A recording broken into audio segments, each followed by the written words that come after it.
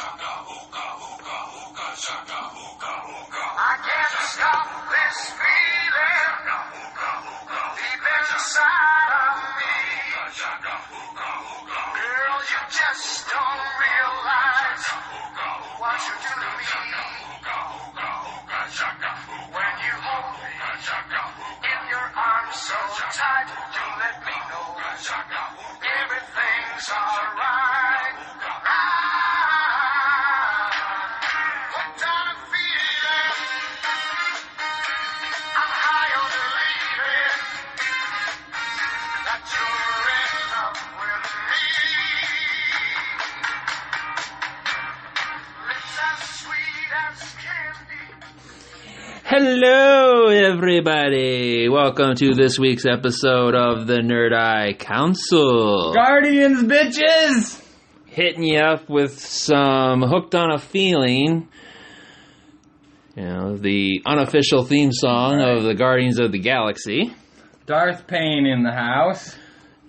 And Nate Dogg coming to you live. It's Friday! It's podcast day! Hells yeah! And we got one more week. We're going to talk a little Guardians. We're going to talk a little Star Wars. We're going to do a little Maj Podge or whatever. But yeah, we're going to talk Guardians because next week we're going to see Guardians. And the official kickoff to the summer movies has begun. Yes. Oh yes. man, there's a lot of good movies coming. A lot of good movies. A lot. Which And I gotta say, like, I kind of forgot Guardians was, like, the first this year. right. And I've been looking forward to Guardians for a while. So, this being the kickoff of the summer season for me, that's right on. Started off big, and then all the other movies have big shoes to fill. And then we'll be moving on. June, July, August, a bunch of fucking good movies coming this year. Yeah, so Guardians are going to get the ball rolling pretty much. Getting us into the summer movie block. But I figured we start off by saying how great C2E2 was for everybody else that went. Except the Nerd Eye Council. Shout out to my homie Wreck-It Ralph, who did not deliver a ticket that already had my name on it. We love you, man. We understand. That's a disclaimer. We don't. We don't understand why we couldn't be there. The North never forgets. Oh, my God. Heard it was really fucking cool. Kind of luckily, I guess, Corey, the UPS guy, got to share in our misery because he decided to not go. Actually, it's not nearly the same thing, but because he's saving all of his money to go to a bigger Comic-Con. I forgot which one. San Diego? I don't know. San Diego's the biggest one. Yeah, no, he said a bigger one. I don't know if maybe it's... Well, San Diego's the biggest. I don't know if anything bigger. I'm assuming he means Chicago. A bigger one, but not the biggest. He didn't say the biggest. Wizard World, I think, is another one in September. Chicago. Yeah, it might be Wizard World or something like that. But yeah, we told you we were all going to be there, and we have proved ourselves to be liars. We have failed you.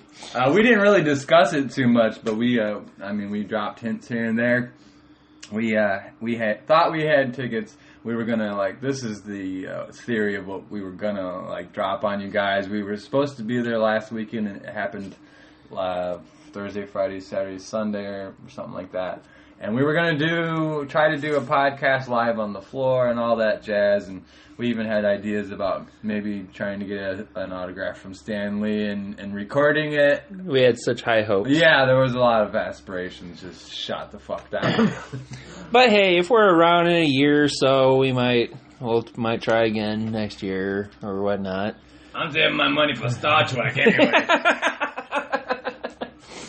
Shut the door, Steve. Get the fuck out of here. Right. Well, I figure we'll start with Guardians since we kind of played the theme song with that. Obviously, as we just said at the top, Guardians comes out next Friday. Early reviews are in.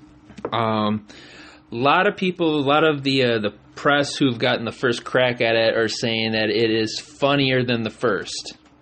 which that's which awesome. is awesome. Yes. They're even hinting at that this thing could crack $1 billion. Yeah? Yeah. Really? It is supposedly this good. Pretty soon we're going to start seeing $1 billion movies on the reg. Yeah, that it's just going to become the norm. Yeah, I mean, especially, during the summer, especially, but even like, well, fuck, Deadpool was in February and made $800 million, you know? December is home to Avatar, which made $1 billion plus. Both Star Wars films made $1 billion. And we're going to talk more about those opening releases a little bit later, but we'll stick with Guardians for right now. Yes, if you're a fan of the post-credit screens, then you're going to love this movie. Yeah, that's crazy. Guardians is supposed to have 5. Yes, you heard that correctly. 5 end credit scenes. I don't even understand, like, how are you going to, they have to tie together? Are they going to tie together? The only thing that I can think of is that they're probably introducing maybe 1 or 2 characters that are going to be in an Infinity War. And then possibly maybe something for Guardians 3 to set up something for there. But I think most of this is going to be set up for Infinity War, set up for Guardians 3, and then possibly a new Guardians cast. I was just thinking that while you were speaking, because during lunch today, Nate and I were checking out some stuff, and they were talking about that. Is it 3 after 3? They were saying. Yeah, after 3, the basically this Guardians, this group that they've got right now is going to be a trilogy, right? And it's going to end at Volume 3. And they have already. I don't know if that was official, but you saw some character names, right? Yeah. This is all stemming back to Sylvester Stallone's role in Volume 2. Can't believe on top of the Guardians cast, this time we get Baby Groot, which is even cooler than Groot, probably. Looks cooler. And on top of that, we get Kurt Russell and Sly Stone. On top of that, fuck yes. Yeah. Which both of those guys are way funnier than they get credit for. Both of them, they are really pretty funny. Actually, Sylvester Stallone's hilarious. He doesn't get credit as being comical. Right. But, and Kurt Russell can be very funny. Big Trouble Little China. Yep. I'm pulling, yeah, you remember that? Yeah. I was just fucking describing that movie to somebody. Vinny, I think. R.I.P. Rest in peace, Vin. But yeah, and he had no clue he's younger, and I was like, dude, it was a fucking great movie from late 80s, early 90s, somewhere in there. I think late 80s. Yeah. Like 87, 88, something like that. I know we're drifting, but allow me for a minute, because I love that movie. When I was a kid, my grandma had it on VHS. I watched the shit out of that movie. This is, I was trying to think about it, maybe Jack. What was his name? Kurt Russell.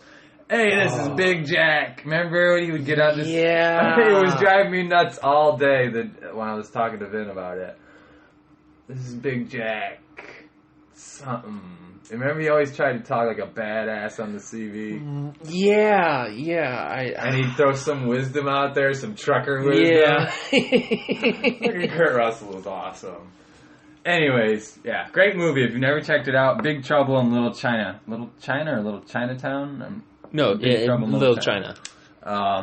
Really, like, I've always thought that it was kind of like a precursor to Mortal Kombat. Didn't Mortal Kombat come out after that? Oh, yeah, it came out a few years after that. Yeah, and who was the fucking dude with the hat and the electricity? Right. They totally stole that character. Yeah, Raiden. Raiden, yeah, or Raiden. Raiden. Yeah, Raiden. Yeah, there's a character in this movie that is fucking Raiden. Like, if you go watch this movie, you'll see, and you'll be like, oh my god, Raiden's in this movie.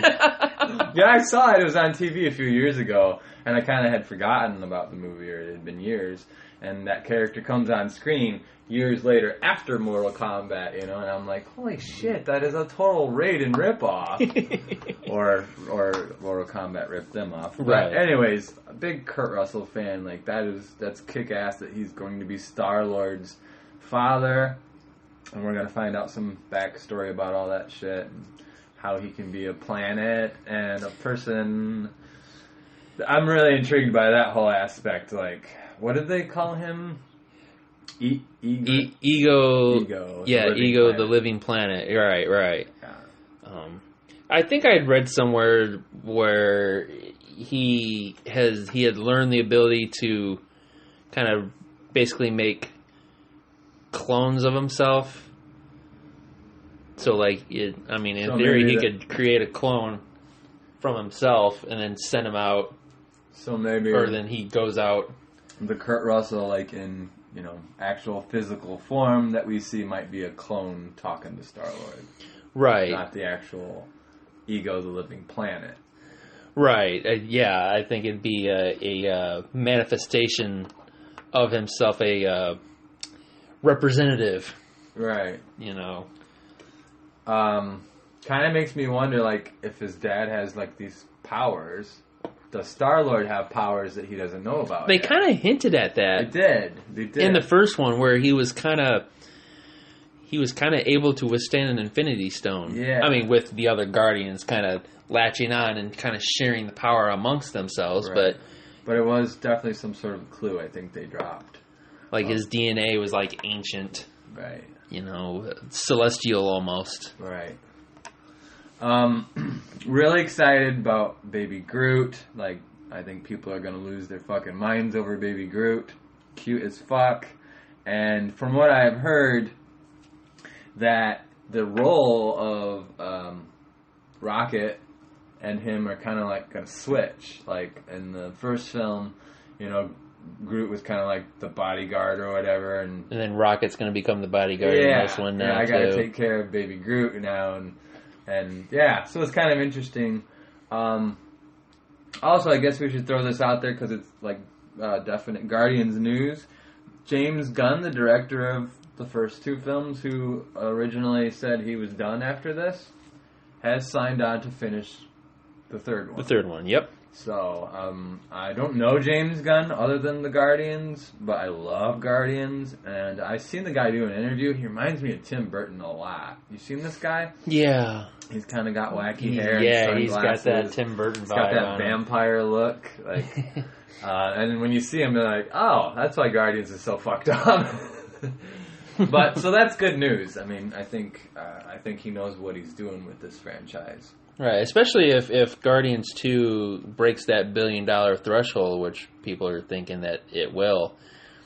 It's only fitting that he finishes up this trilogy. Absolutely. Was it? I was saying, did I hear him say something? What was he saying about future movies he wants to do? I don't know. I'll research it. That's for another podcast. Right. Miley Cyrus? We gotta touch upon that. We gotta touch upon that, Nate Dogg. Yes, so supposedly one of the end credit scenes is supposed to be introducing Miley Cyrus as a new character. Weird.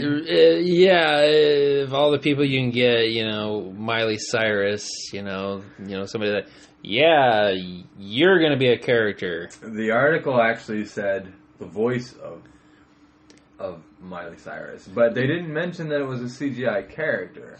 No,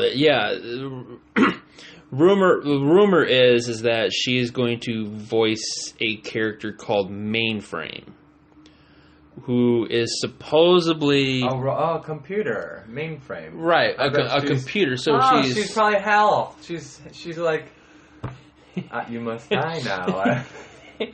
Hey y'all, close the hatch or you will die. Hey y'all, we're gonna go get us some treasure. This is Hannah Montana. I love you all. Can you please shut the hatch before I have to terminate you? Yeah, that just came to me. Yeah, her name is Mainframe. I'll bet you, like, she's some sort of a... Would probably... Super intelligence or Yeah, something? yeah, maybe... Intelligent computer. Maybe on the scale of, like, Ultron, a bad guy that they have to fight or something, or a bad girl. Everybody knows she's a bad girl.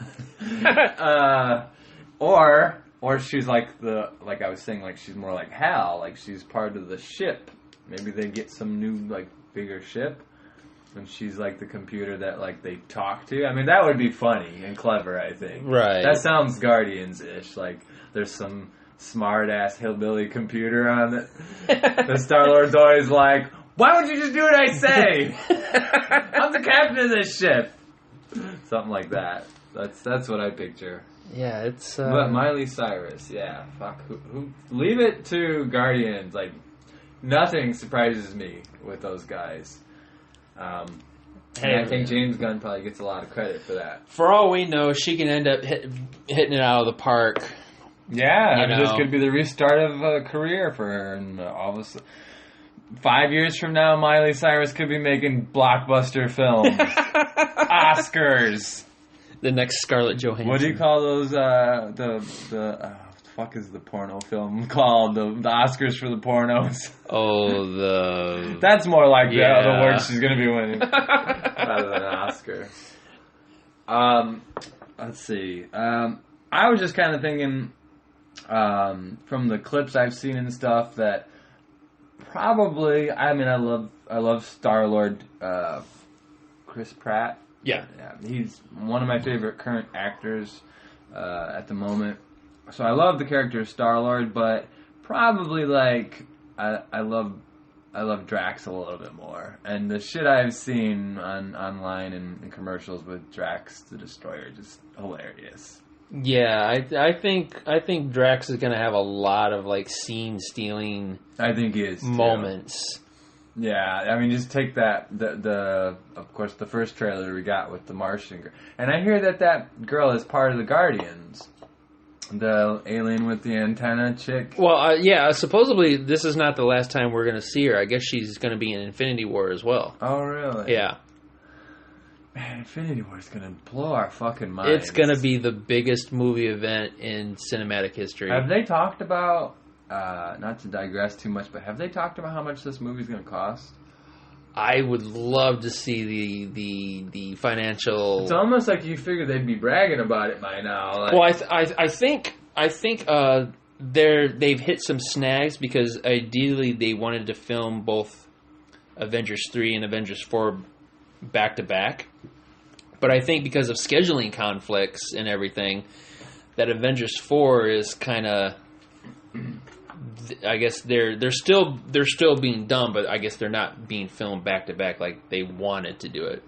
That's probably some of that has to do with like actors' schedule. Exactly. That's what it is. Is they've got other projects and stuff like that, or maybe even the Russo brothers who are directing it. Maybe they got something. I mean, they're on the cusp of being really big after Civil War. I mean, they are really big right now, and I imagine they're probably getting scripts and stuff thrown at them. Yeah. Big fan of the Russo brothers right now. I can't. That's why, like, I mean, I'll take it back to Star Wars just for a second, but just for a moment, everybody's like, fuck you, you're going to talk about Star Wars the rest of the podcast. Maybe. But, I mean, I'm excited about the director of Episode 8. You know, that's a big thing for me, Rian Johnson. And same thing here is like I love the Russo brothers and what they did with. I used to be a huge fan of Community, the TV show that they did.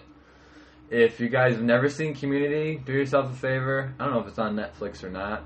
I think it is actually. Yeah. God, I need Netflix. They did like 4 or 5 seasons. Go out and fucking buy them. Did you ever see that show?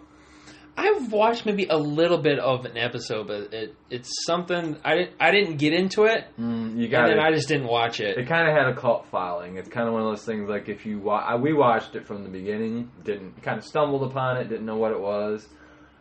Chevy Chase is in it. There's a bunch of good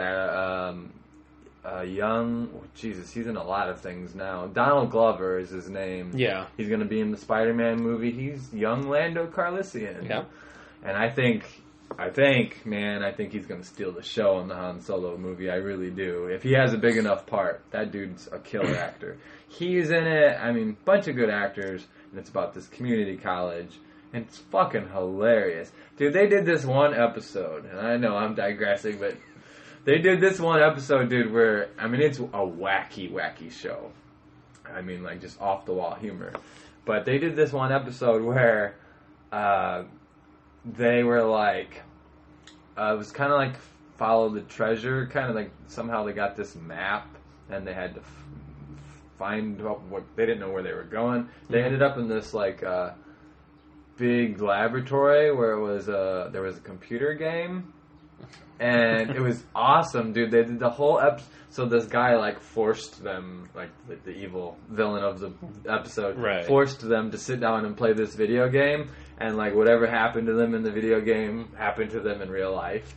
But just to remind you, this is a crazy comedy, so it's like off the wall. And they did the whole episode, all their characters in 8-bit form. Oh, that's awesome. Going through like these levels and stuff, and like there's still dialogue and shit, like, you know, hey, get off my back, man, you know, like while they're in the video game. Clever as shit. And these guys go on to do Civil War, you know, and now Infinity War. It's like, that's talent. You know, when you can jump genres like that and pull it off so well. At a time where we need good directors Amen. To step up, you know. Steven Spielberg's not going to be around forever. He basically just produces anymore. Yeah, pretty much, unless there's like that signature project that he wants to put his name on. Supposedly he's doing Indy 5. He's directing it, supposedly. Right. But yeah, he's usually just a producer anymore. He's kind of out of the game. And I totally agree with you, man. There's some up-and-coming directors that are exciting to me, but we kind of have a void right now of like great directors. Right. Tim Burton does things every once in a while, but he's kind of rolling that bag. George Lucas he hasn't really directed anything. George is busy building a museum in Michigan City. Right. Trying to find a place for his museum of cinematic art or whatever the hell it's called.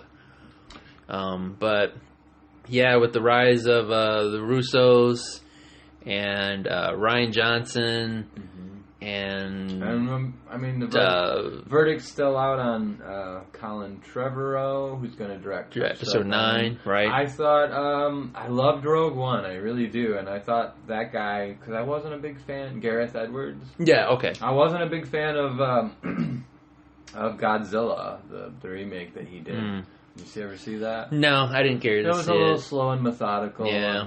And so when I heard he was doing Rogue One, I'm like, oh, I don't know. But he nailed it. So yeah, I mean, there's some exciting directors on the cusp of becoming. I really think Episode 8 is going to hit it out of the park, and I think you're going to hear Rian Johnson's name quite a bit. I'm calling that. I really do. But yeah, believe me, dude, the Russo brothers are probably up to their neck in offers. Oh, I'm sure. Yeah. I'm sure. But this project that they're doing, so it's 2 movies, and they're not going to film them together. Are they going to do it like a year apart, or is it back to back? See, I don't know. I just heard that there's been scheduling conflicts, probably with some of the actors. They've got other commitments or something, and so maybe the filming is getting pushed back for the 4th one, but they may still bang it out this year. Yeah. I mean, for all we know. I hope they don't switch directors. I wouldn't think so. It's kind of. I don't think the scheduling is with the directors. I think it's like maybe Robert Downey Jr., Chris Evans. Maybe Chris Evans is going to film Captain America 4. Yeah. Yeah, 4. Yeah. You know, and maybe he's got to, bang that out or something. Or Scarlett Johansson. Working on something. Yeah. Well, we all know that she's not going to be working on Ghost in the Shell 2. No. You didn't go see it, did you? No. I heard that's bombing so bad. Yeah, I heard the same thing, which actually Collider said that the movie was just absolutely atrocious. Like, and they said shamefully because you have so much potential there. I mean, I don't know how much you know about the Ghost in the Shell. I'm not really a big. I'm not into it. And again, I've said this before. I'm not a huge anime guy. Some anime I like. That was one of the first anime I ever kind of got into. They used to play it on fucking. It was either VH1 or MTV. Yeah, that's probably one of them. Yeah, back in the day they used to play it, and it was kind of like late at night and kind of odd that it. Back when MTV and VH1 kind of played good shit. Yeah, when MTV wasn't afraid to like kind of take a chance on some instead of hey, let's just do another reality show. Now they just play mostly fucking garbage. Yeah. Yeah. But that's a whole nother. Yeah, that'll be fuck MTV. But Yeah, I mean, I wanted to say this because I got off the subject, but we were talking about the Guardians and these all these end credits. Right. And there's 5. 5. Yep. So there's approximately like 5 Guardians, give or take. And I'm like, this just came to me. I'm like, oh my god, I wonder if they're like setting up the next Guardians. What if the end credit scenes were like them meeting each guardian, the new Guardians? Yeah, but see, it's a little early. I don't. Yeah. Number one, it's a little early. Number two, I don't know, because the rumor is that they're going to be introducing the original Guardians. Now we don't know how far back the original Guardians started between what they currently are now and what the original came out with. Right. It could be 400 years ago that there was a original Guardians. Right. And not in reality, in comic book time, right? Yeah, right. People at NASA. I remember the Guardians 400 years ago. People at NASA now are now looking for signs of the real Guardians. Oh, there's a ship. But there's also been rumors that Marvel's Phase 4, if they're going to call it Phase 4, that's kind of still up in the air. Kevin Feige and somebody else is kind of discussing. James Gunn, wasn't that? Was it James? Was it James Gunn? Yeah. It might be James Gunn. Yeah. Kind of discussing the future pretty much after Avengers 4, I think. Right. Whether it's going to be a Phase 4, because these phases, each phase built up to a big event. So, Phase 1 built up to the first Avengers. Phase 2 built up to the second Avengers. Phase 3 will build up to, I believe, 3 and 4. The Avengers. Right. Infinity War, yeah. Right. So they had a bunch of movies, and they built it up to the Avengers. And they had a bunch of movies, and they built it up to the second. So is this comment, is it, I'm just off the top of my head, right. Is this comment that they're making implying the Avengers are coming to an end? If you stop, it's what they're alluding to. We know that Chris Evans will be done playing Captain America as soon as he's done filming Captain America 4 and I think 5, whatever that is. That's when his contractual obligation runs out. Okay. And I know he wants to not play anymore. Not play Captain America anymore. He wants to direct and everything. And of course, between now and then, he could change his mind and everything. Robert Downey Jr. seems to keep getting more expensive every year. He just can't walk away from the money. You know, he's been saying since Iron Man 2 or 3, like, yeah, you know, this might be my last or whatever. I think. And then they pay him more money. And like, okay, I'll come back. He's like, well, let's just open that vault of endless money and walk Robert Downey Jr. into it. How much do you need? Start picking it up. Well, I think maybe he kind of found. Why would you walk something away from better? It? Well, at this point in your career. Well, I think, and a lot of people have been asking about Iron Man 4. Are you going to make an Iron Man 4? and everything. And he kind of, maybe, and all this stuff. But I think he'd rather play a more supporting role like he did in Captain America, Civil War, Right. like he's doing in Spider-Man Homecoming. Kind of not being the main focus, but just playing like a supporting role. I can't wait to see him in Homecoming. Yeah. Just That's the charisma between him and Spider-Man.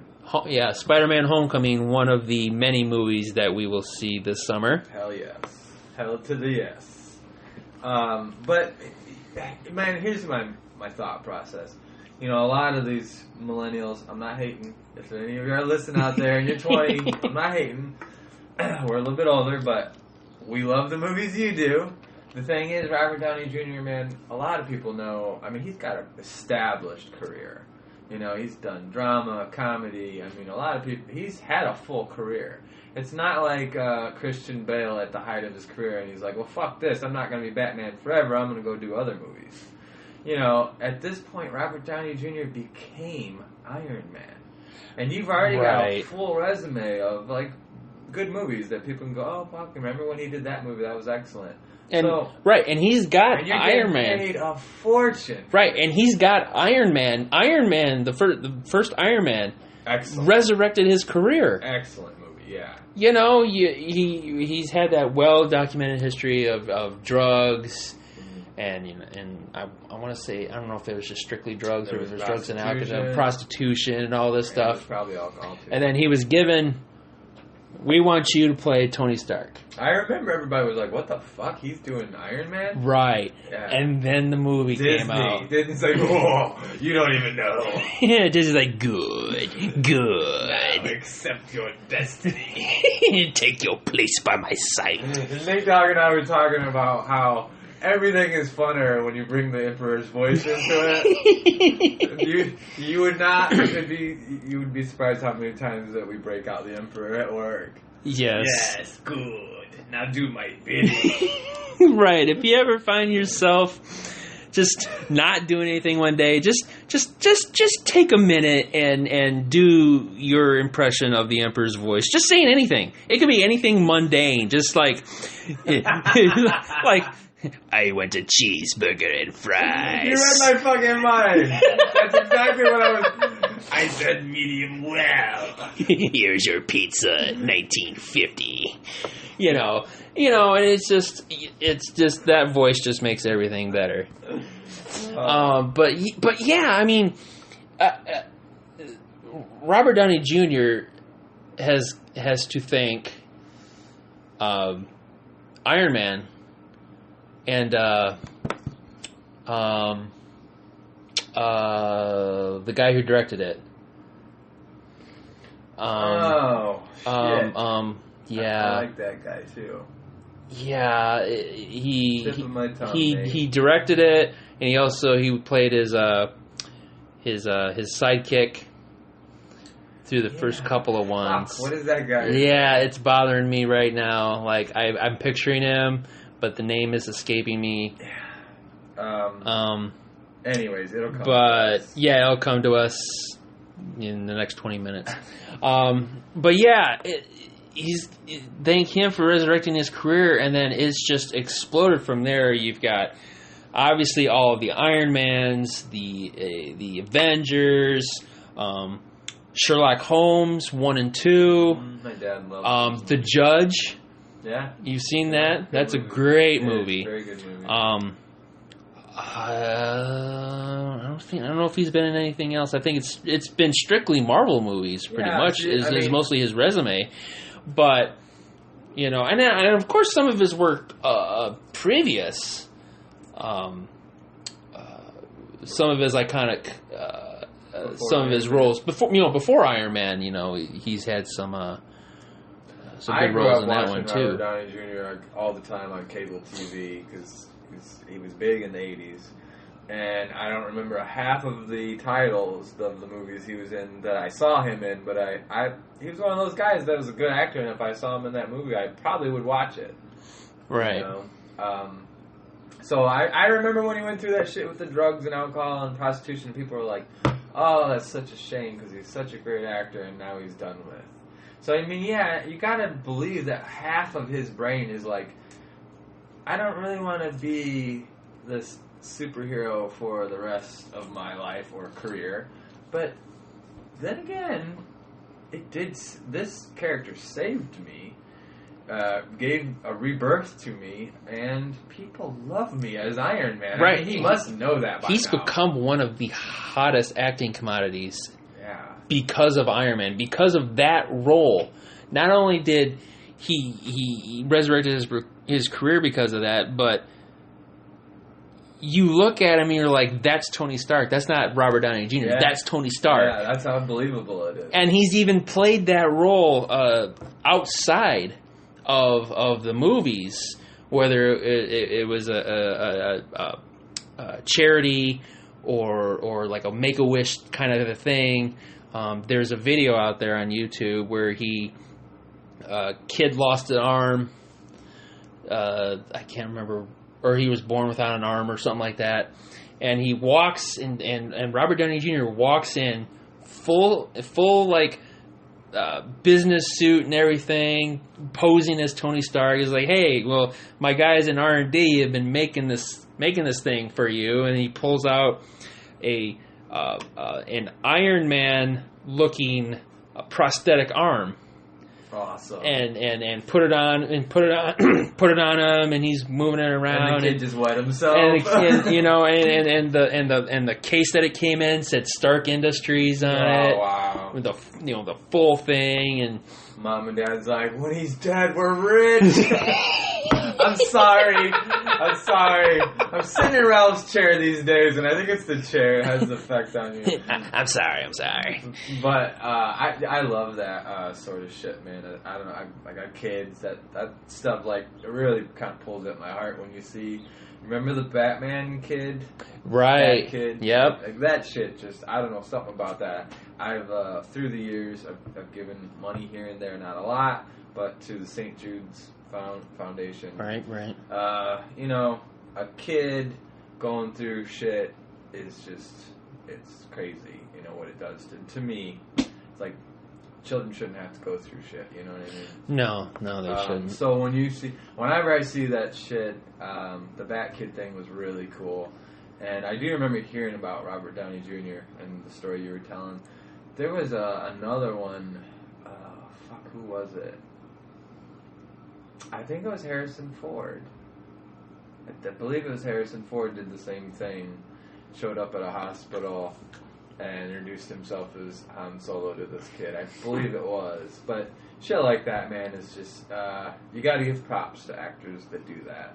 Right. Johnny Depp is another one. He would, another video out there, and I know we're kind of digressing, but this is really all tied into to roles that certain actors get that basically kind of define them almost. Yeah, and I mean, it's a kind of a compelling argument what we're talking about right now, about how, you know, you hear people talking shit a lot about, like, oh yeah, superhero movies are on their way out, and, you know. Right, a lot of people, you know, they'll see a superhero movie like, oh yeah, I think even Steven Spielberg said, this isn't going to be around much longer. Steven Spielberg hates the genre. Right. Which is crazy to me, because can you imagine Steven Spielberg actually manning up and going, I'm going to direct. Yes, I would be very interested to see what a Steven Spielberg superhero film would look like. Because he would put the human touch on it. Right. Which is what Spielberg does. I mean, Spielberg is film god. He just is. And I agree, Nate. Like, it's sad. It's really sad that he's so anti-superhero movie, because I would love to see his spin, his touch, his fingerprint upon, a Batman movie. Oh my God. Steven Spielberg Batman movie. That would be very interesting. Take my money! Take it now! And not like he needs another. A Steven Spielberg trailer of a Batman movie. Take my fucking money.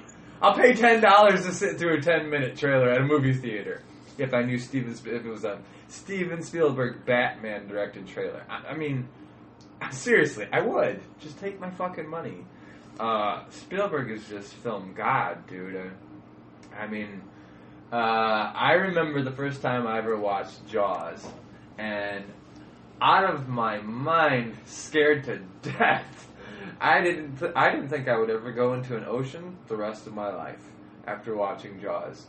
And shame on my parents that they took me back into the theater to watch Jaws 2, which scared the piss out of me.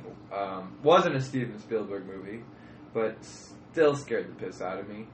I remember watching Close Encounters of a Third Kind with my father years later on VHS, and my dad was like, "Oh, you got to see this movie, Jared. It's crazy good." And I'm like, "Yeah, what's it about? Aliens, and they come to Earth." And like, as a 8-year-old kid, like, had no interest in an alien movie. Aliens coming to Earth, like, oh, that's boring. Even though every month now there's a movie. Every month now, it seems there's a movie about aliens coming to Earth. Right. They're everywhere, and now I'm interested, but at 8 years old, I was like, it was a hard sell for me. My dad's like, oh, you gotta watch this movie about aliens coming to Earth. Really? And sat down with my dad and watched Close Encounters of a Third Kind and was like, wow, that end scene. Do-do-do. You know, just fucking awesome. First time I ever watched Raiders of the Lost Ark was my mom and my stepdad. Like, had no clue who Indiana Jones was. Like, this guy with a hat and a whip. Like, this has got to be boring. 5 minutes into it, like, transfixed upon the screen. Like, I need to see more of this guy. Right. It's funny you brought that up because I've been trying to catch up on Legends of Tomorrow on the CW, and I just watched an episode where the Legends are trying, and they're going after the Legion of Doom is going after the Spear of Destiny. Are we talking Indiana Jones reference? Well, no, I'm getting there. They're after the Spear of Destiny, which, if you're not familiar with the Spear of Destiny, it's the spear that pierced the side of Christ. Right. You know, and the spear has the power to rewrite reality. Supposedly Hitler got a hold of it. Yeah, supposedly. Right. So the Legion of Doom is after this, and in order to protect the location of the pieces of the spear, the character Rip Hunter decides to basically rewrite his brain and kind of shoot himself into a specific, just a random part in the past. So when the Legends catch up with him, he's directing a movie. He's in film school. He's directing a movie based on his real life, pretty much, about the Legends and all this stuff. But the person who's working with him is George Lucas. George Lucas is in it? Right. Well, not the real George Lucas, okay. but a young George Lucas that's in film school. Wow. Right. So the Legion of Doom catches up with this Rip Hunter guy, and they're shooting at him, and the Legends show up, and they're protecting him and everything. George Lucas gets shot in the arm. He's like, no movie is worth this and worth your life, and he runs off.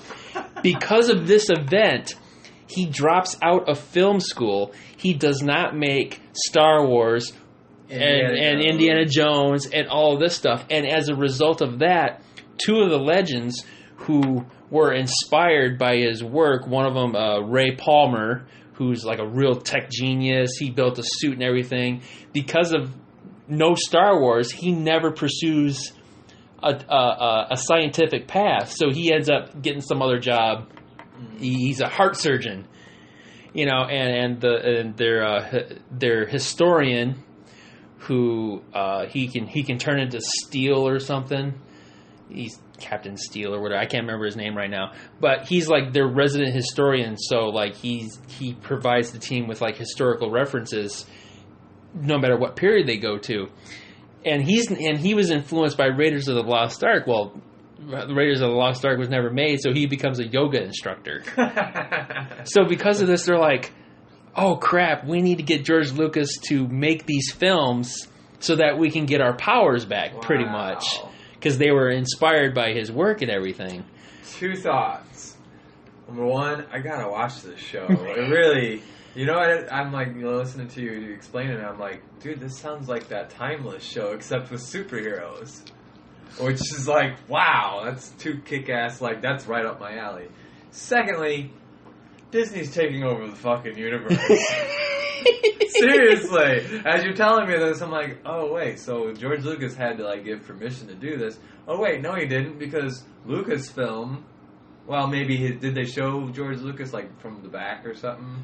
No, it was somebody... Mentioned. No, there was somebody playing, and it had like kind of like the poofy black hair and like the poofy beard and everything, and it was somebody else playing him. Right. And at first they didn't. They were looking for clues and stuff, and they pull up the movie. I don't even know what it's called. It's like the thing where it has the writing on it, and you put it in front of the screen. And it's like, okay, take one. That little slappy thing. Yeah, I don't right.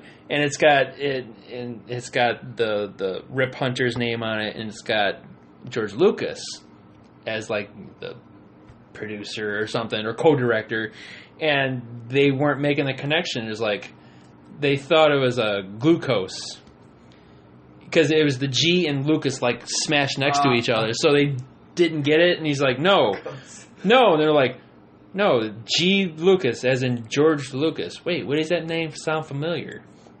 And all this stuff. And this was after they're like, "Oh, why is that?" or whatever. And then they figure out, "Oh crap, it's George Lucas, the man who made Star Wars and all this stuff and blah blah blah." It makes me wonder if he actually, in part of the Star Wars deal or the Lucasfilm deal, is like, did he sell away his image? Like does Disney now have to, if they like want to put an actor in a show that they own that is supposedly George Lucas, are they allowed to do that without his permission now? Or does George? I think they may have the people who made or in charge of the show on the and I don't know if the DC television side is like its own separate entity, is in separation from the DC. That's right. It's not Marvel. No, that's right. It's DC. Mm-hmm.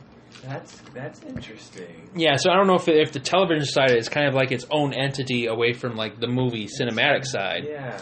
But I'm sure they reached out and say, "Hey, we have this idea for a show. If they'd be cool to go back." It was like 1967 or something like that. You know what? I wonder if that was George Lucas's middle finger to Disney. Yeah, look you guys. Yeah, fuck Marvel. yeah, I'll do it. Sure, DC. Yes, I'll do it. Kind of like, because Disney owns Marvel, right? And we've heard that George isn't exactly happy with Episode 7 or the fact that they have deviated from his original script.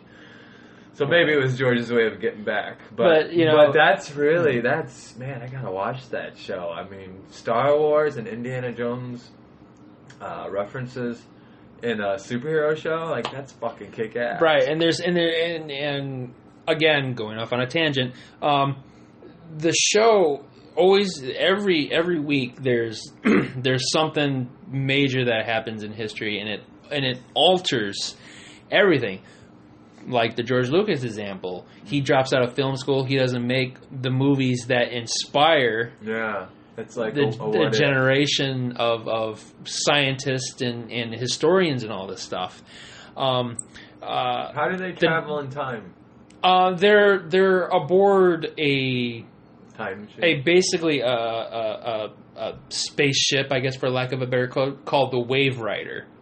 It's a flying time machine. Is basically what it is. They go through the time stream or something like that, and if a major event happens, like the very next episode, George Washington is killed. What's the ship called again? The Wave Rider. The Wave Rider. And Marty, once the Wave Rider hits 88 miles an hour, you'll be sent back to the future. Anyways. Right. And, there's one where George Washington is killed Interesting. on Christmas Day. Or he's supposed to be killed on Christmas Eve. And so he doesn't make the cross of the Delaware. Because on that day in 1776, he crosses the Delaware and attacks the British. On Christmas Eve. Right. It was like Christmas Eve in the night. No He wonder crosses they didn't the see it Delaware. coming. Right. And they kind of hinted at they kind of Washington was like, we must have honor in war, and obviously the British, and all this stuff. And then one of the kind of like the rogue basically he was a villain, and then he's kind of grown to be a part of the team, but he still kind of has like those bad guy tendencies where he's like, yeah, it'll just crack him in the skull or something like that. You know what I mean? So he's like talking with like George Washington. He's like, war is not fair. He's like, if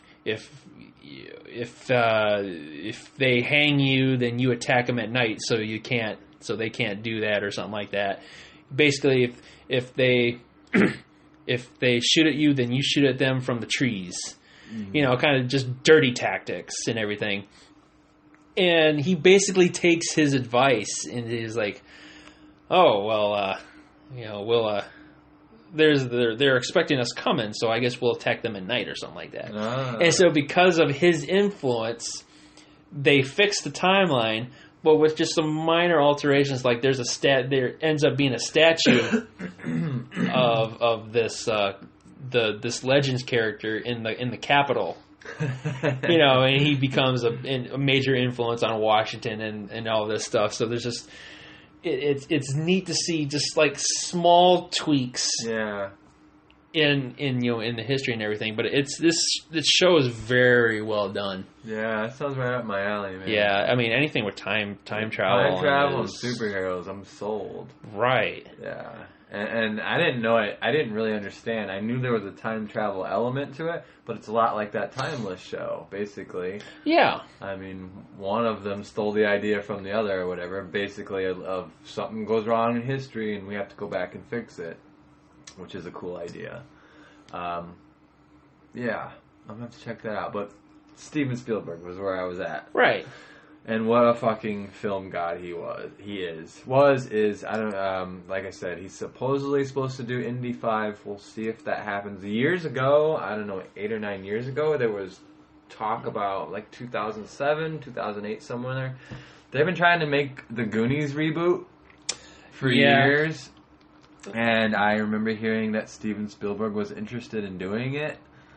And holy shit, take my money. Like, yes. Did he do the first? Is that a Spielberg movie?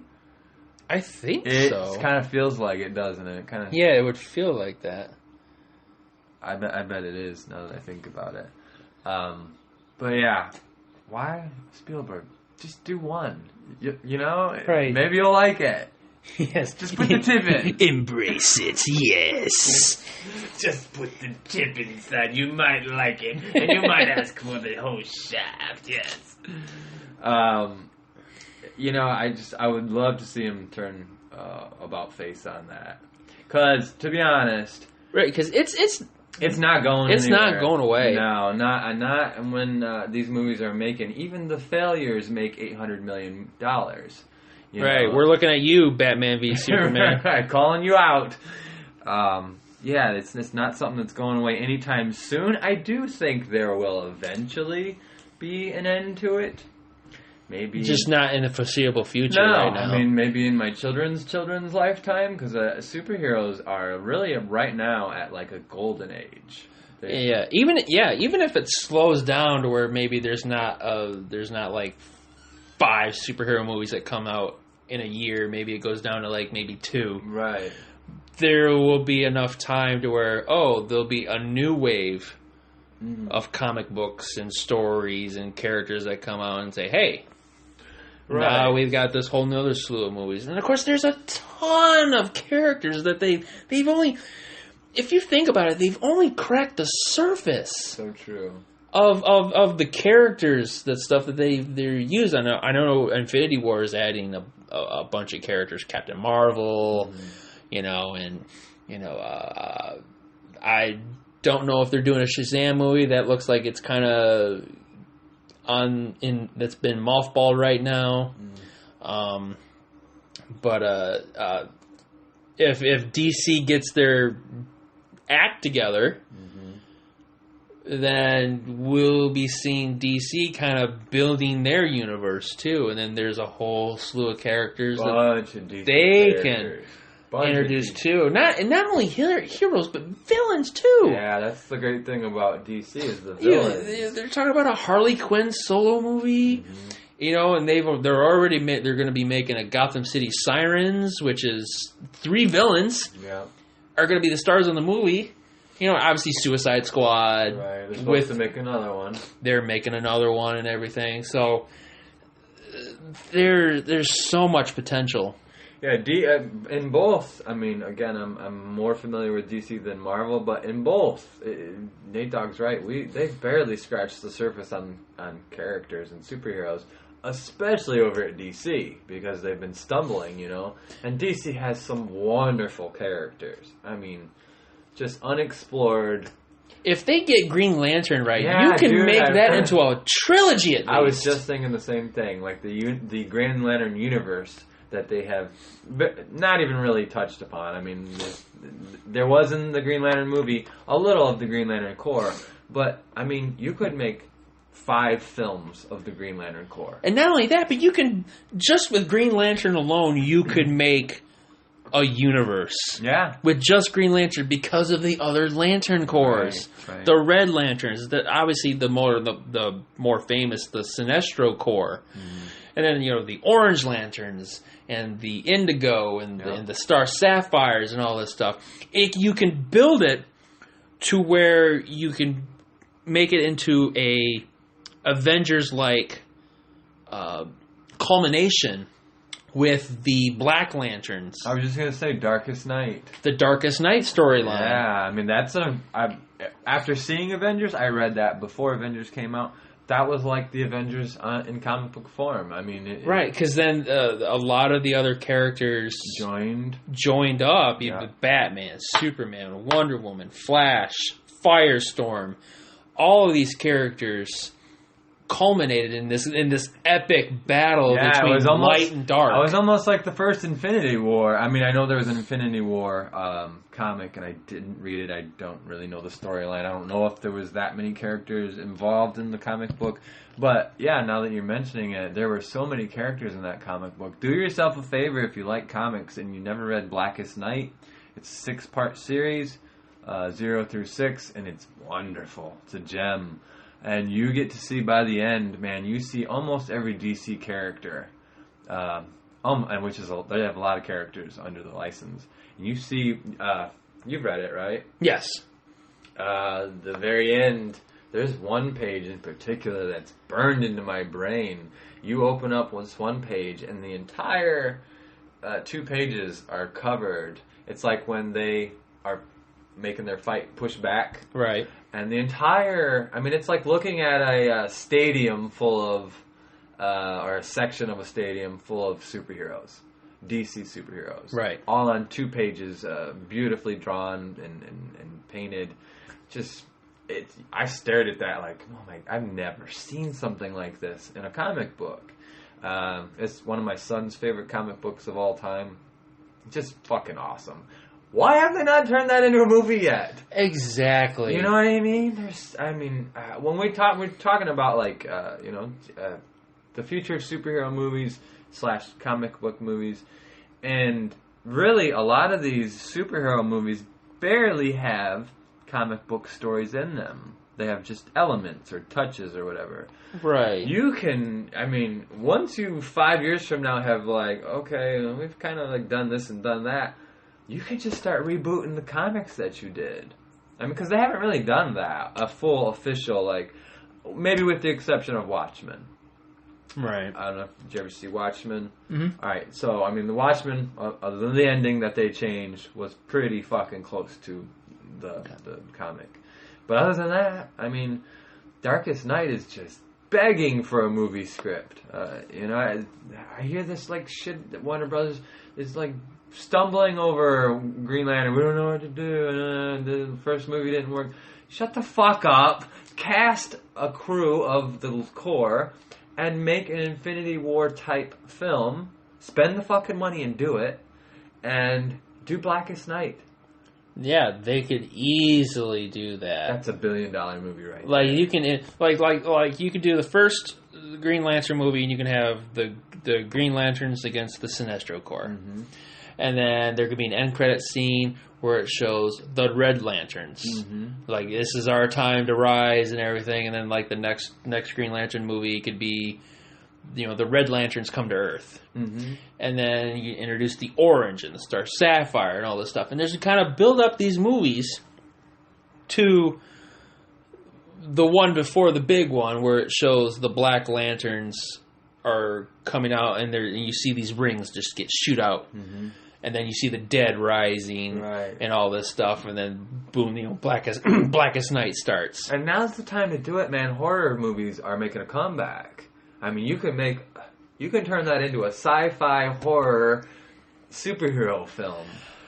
Tell me how epic it would be to have a Batman movie where Batman fucking dies at the end of it.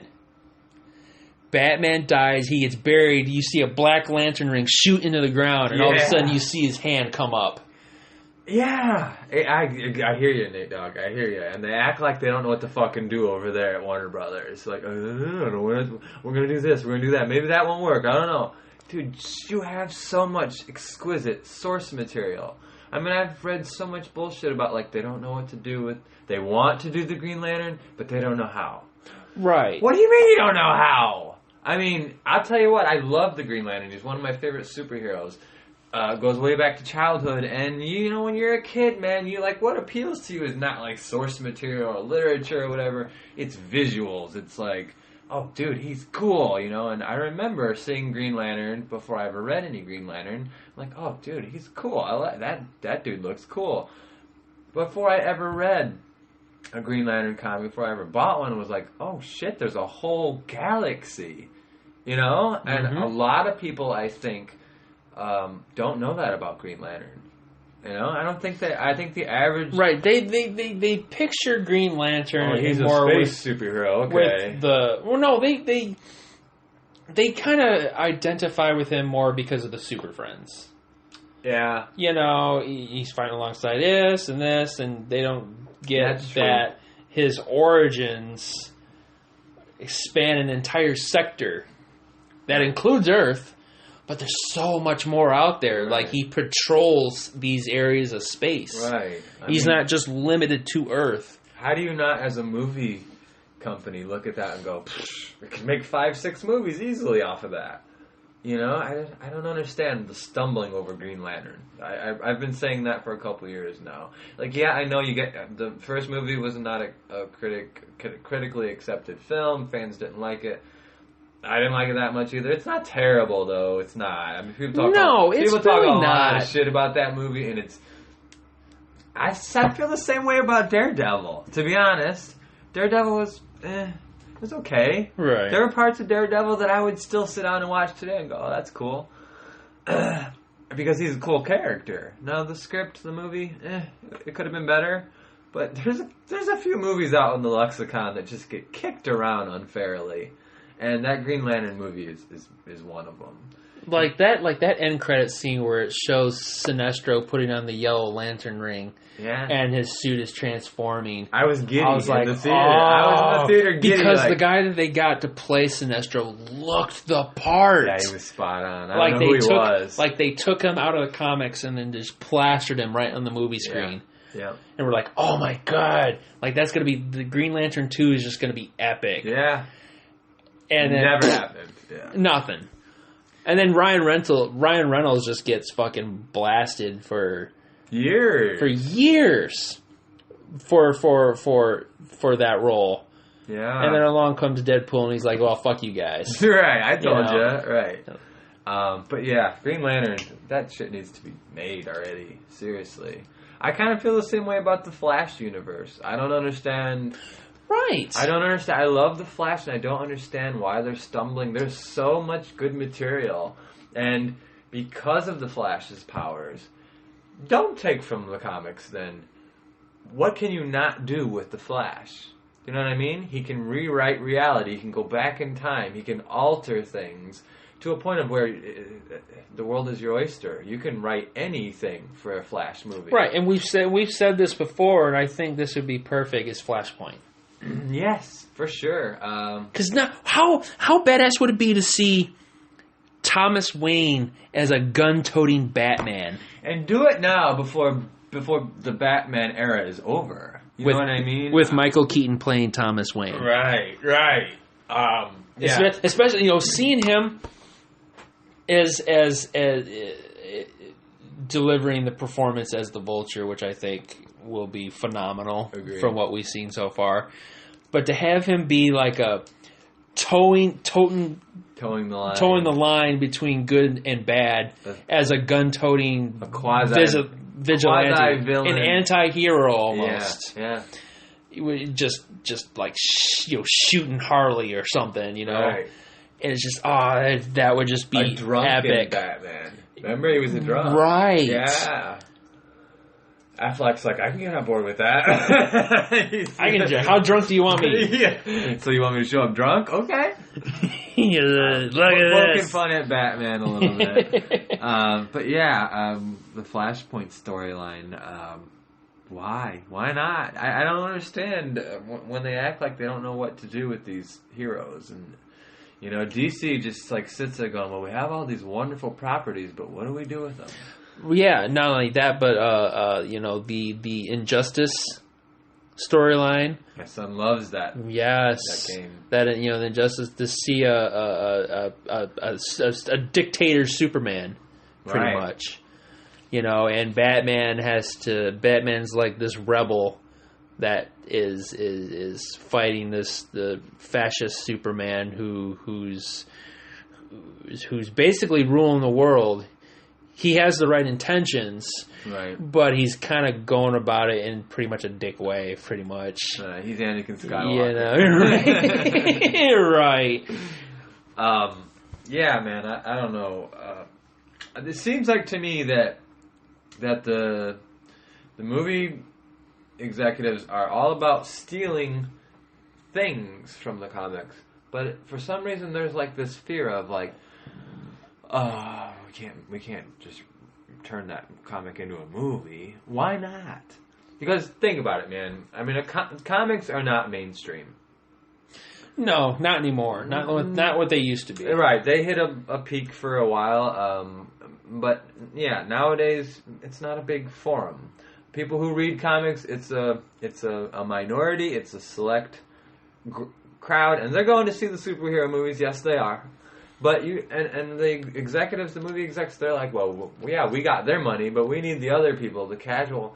Well, the casual audience has not read Flashpoint.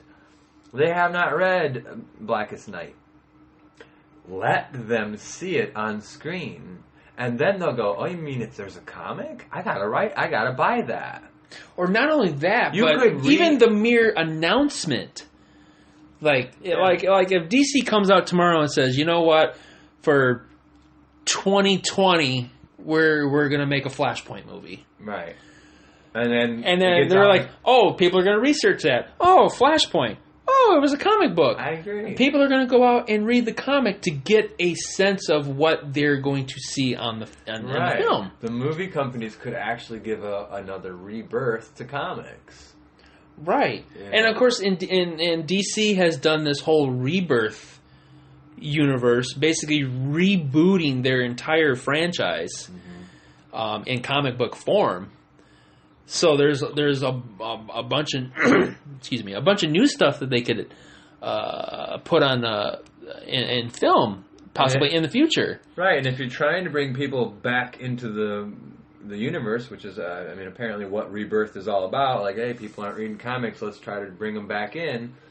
Why not? I don't understand. I've been thinking this for years. Why don't they just, the Dark Knight Returns.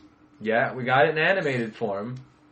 We got bits of it in Batman vs. Superman, that shithole. Right. But a beautiful comic. Why don't you just fucking do it? They're like, well, we don't know what to do with Batman. We know you'll show up to a Batman movie, but we don't have a script. We don't know what to do. It's right there. It's right there. Frank Miller wrote a masterpiece.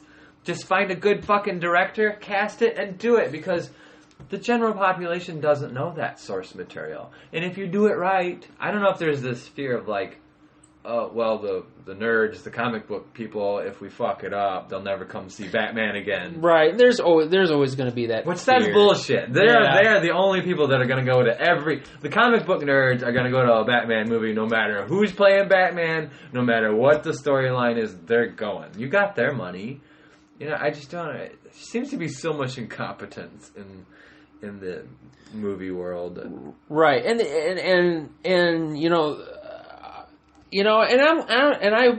I guess I would be kind of classified as kind of like those casual comic book fans, because I never really got into comic books until a few years ago when they came out with the Avengers versus X-Men storyline.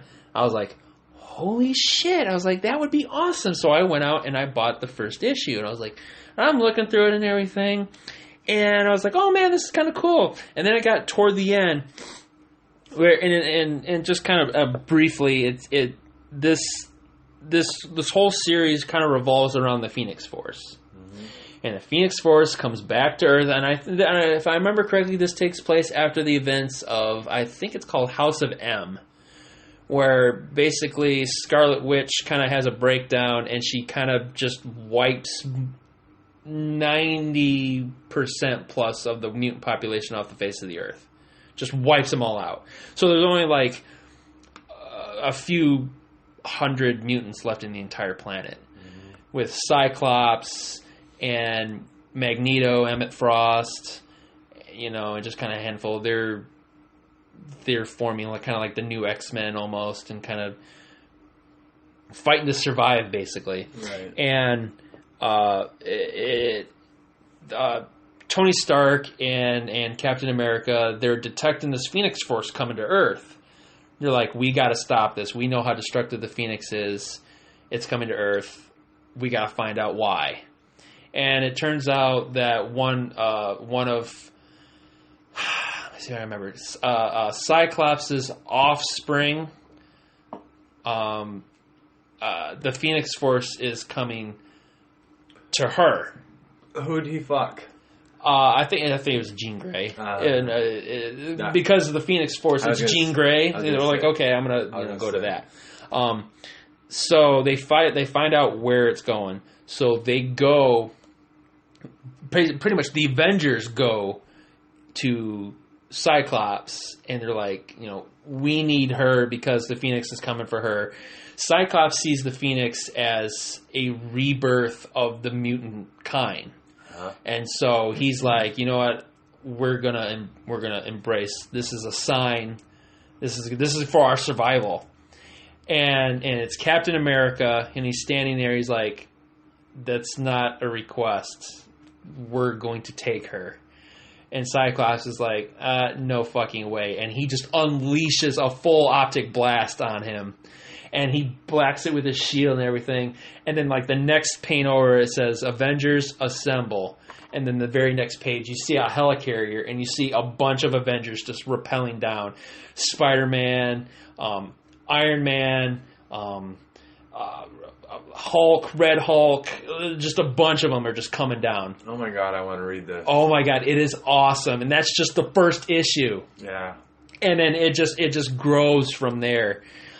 And it got me hooked. I was like, I got to get every single issue. That's how it happens. And then it went from that to Uncanny Avengers, which takes place directly afterwards, where kind of like the X-Men and the Avengers kind of become one. Mm-hmm. So there's kind of a mix between the two there, and there was that. And then Civil War II came out.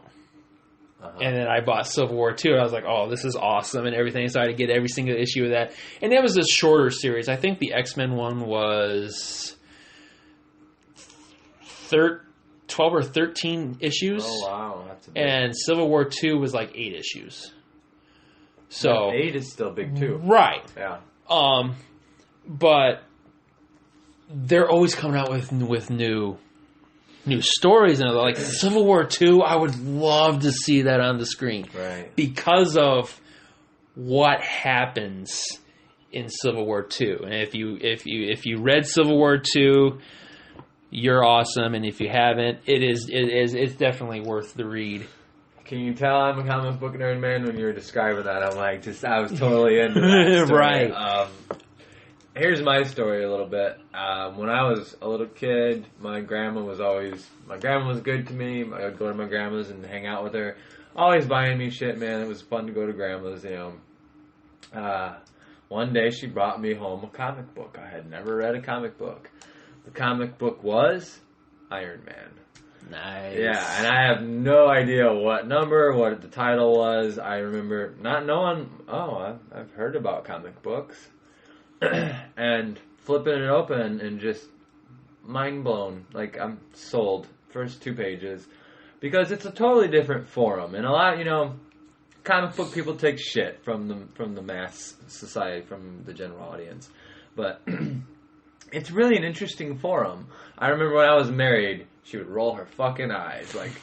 And I would give her good comic books. Like, you like to read. Just try it. Oh, you're silly, childish shit. No, I'd rather read a book. If I'm gonna read, Yeah. If I'm gonna read, I'd rather sit down and read a good book and enjoy it, not just some fucking paintings with a few words here and there. And fuck you. Seriously. But, I mean, I would hand her The Dark Knight Returns. I would hand her Watchmen. I would hand her some of the cream of the crop, League of Extraordinary Gentlemen. She liked the fucking movie. I'm like, hey, there's a comic book. And this is not all about my marriage. I'm just saying. About, like, how comic book guys get shit on by the mass population. And people, it's one of those things that's like, it's really an interesting forum. It really is. It's a different way to hear us. It's kind of like, I love podcasts. And if you tell somebody like, oh, I like podcasts, they're like, why? Why don't you just turn TV on? Right. Or go to the movies. Like, because it's a different way of hearing a story. And it does. It hits you differently, man. It hits your brain differently. And that's how, I remember being a little kid. I'm sitting right here. There's a Star Wars comic book in front of me right now in my hands. And I remember, going through the panels and reading it going, wow. I've never experienced anything like this. Look at that fucking scene with Vader right there holding somebody. That's a badass. Anyways, and I was sold. And I said, Grandma, can you get me another one? And she kind of laughed and said, yeah, they got a bunch of them. Why don't you come with me? And it was Harding's and Bridgman. Oh, yeah. And that stand they had for years. Mm-hmm. For years, I had no idea a comic book store existed. I just thought, Harding sells them. I don't know where else you can get them. But I remember picking up, several more Iron Man, X-Men. And when I read X-Men for the first time, the idea of the mutants fucking blew me away. I was a kid. I kind of let it go when I was a teenager. It wasn't cool anymore. Nerds were not cool when I was a teenager. Not like they are now. You wanted to get laid? Put your comic book down, man. That's not true. They did not go hand in hand. Right. So yeah, when I discovered pussy, comic books kind of went out the window. And then I got married and pussy left my life again. And I said, hey, comics. Where have you been? Yeah, that's really, I fell back in love with comics, and there's a great comic book store roughly close to where we live called BuyMeToys.com. Yep. And this guy, if you've been there, Yep. Get to know the guy. I don't know how well you know him, Casey. Yeah. Chit chat with him. He's always willing to talk and stuff. Oh, yeah. Very cool guy, and Nate, he's got connections, man. He's got some connections. One day I was in there and he was telling me about how he's casually says we're talking about a movie coming up. I don't remember what it was, but he goes, oh yeah, I know the vice president over at DC, and he was telling me blah blah blah, and I was like, the vice president of like all of DC, like he's the vice president, and he's like, yeah, I mean, I knew him before he became that, but he's like, we're friends. When he's around, we go out to dinner or whatever, and I was like, are you shitting me? But he had some inside information, man. He was like dropping bombs on me back, I don't know, 8 years ago or something, telling me, I think it was right before the Green Lantern movie came out. Oh, wow. And I think he was like dropping some bombs on me about like, oh yeah, they're planning on doing a whole universe, kind of stuff like that. And I was like, what? And, oh yeah, my friend at DC. Very cool guy, and he's actually, did you ever read his work? Yeah, the Wonderland. Yeah. My wife is actually into that. Is she? Yeah, she likes the artwork, and she likes the story. Yeah, about, I did too. About going back to Wonderland, and I did too. I always felt like I was trying to suck the guy's dick when I would go in there, man. I'd be like, man, I've read, I'm like, hey, I've just read the last one in number 3, and it's fucking awesome. Like, good job. And he'd be like, yeah, thanks, And I'd be like, no, man, really, like, you're for real. Like, you're not just a poser. Yeah, that's an excellent series. I don't know if he ever expanded upon it, because when I was reading it, there was like 8 books, or maybe 10. It was all like Right. one long storyline. right. So I don't know if he kept doing more or whatever. Mm-hmm. But that was one of them I tried to give to my then wife. Like, hey, check this one out. It's all about, these chicks, and they're like, one's Dorothy, one's Alice. And she's like, that's a little weird. Like, and I thought I had her, but no thanks. But yeah, he's the artist, or do I have that the other way around? He's the I think he did the artwork on it, and I think fantastic artwork. right. It really is. Yeah, it is. Sucking his dick again. I'm just saying. Dude, you're gonna really but sadly, like, shit happened in my life, and I kind of like, but you know what I did? I had kids. And what happens, kind of like, you get older, life is busier, and you go, hey, your kid gets old enough, you go, have you ever seen one of these? Take a look at what Dad has. And you show him your comics, and before you know it, he's going, mine! Right. And he does have all of my collection, which was pretty vast for a while.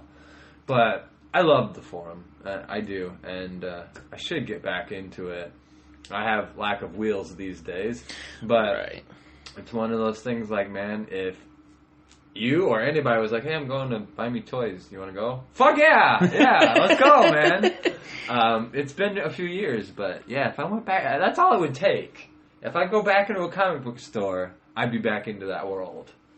I would. I'd buy 10 issues. I would spend $40, and I'd go, as soon as I'm done, I'd be like, right on, I need more. So all those comic book haters, fuck you guys. Pick up a comic book. Don't hate on it until you've tried it, because that's what my whole point is. Like, a lot of people are like, that's kiddie writing. But my point is, the way that a comic book is written, and in the panels and stuff, Right.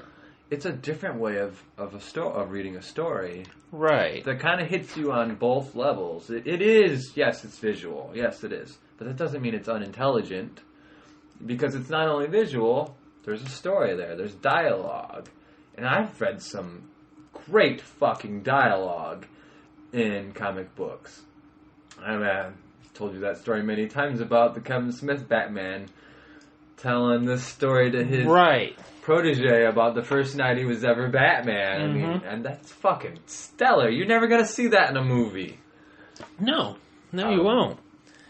Anyways, It's just- I yeah. digressed. I went on a tangent. It happens.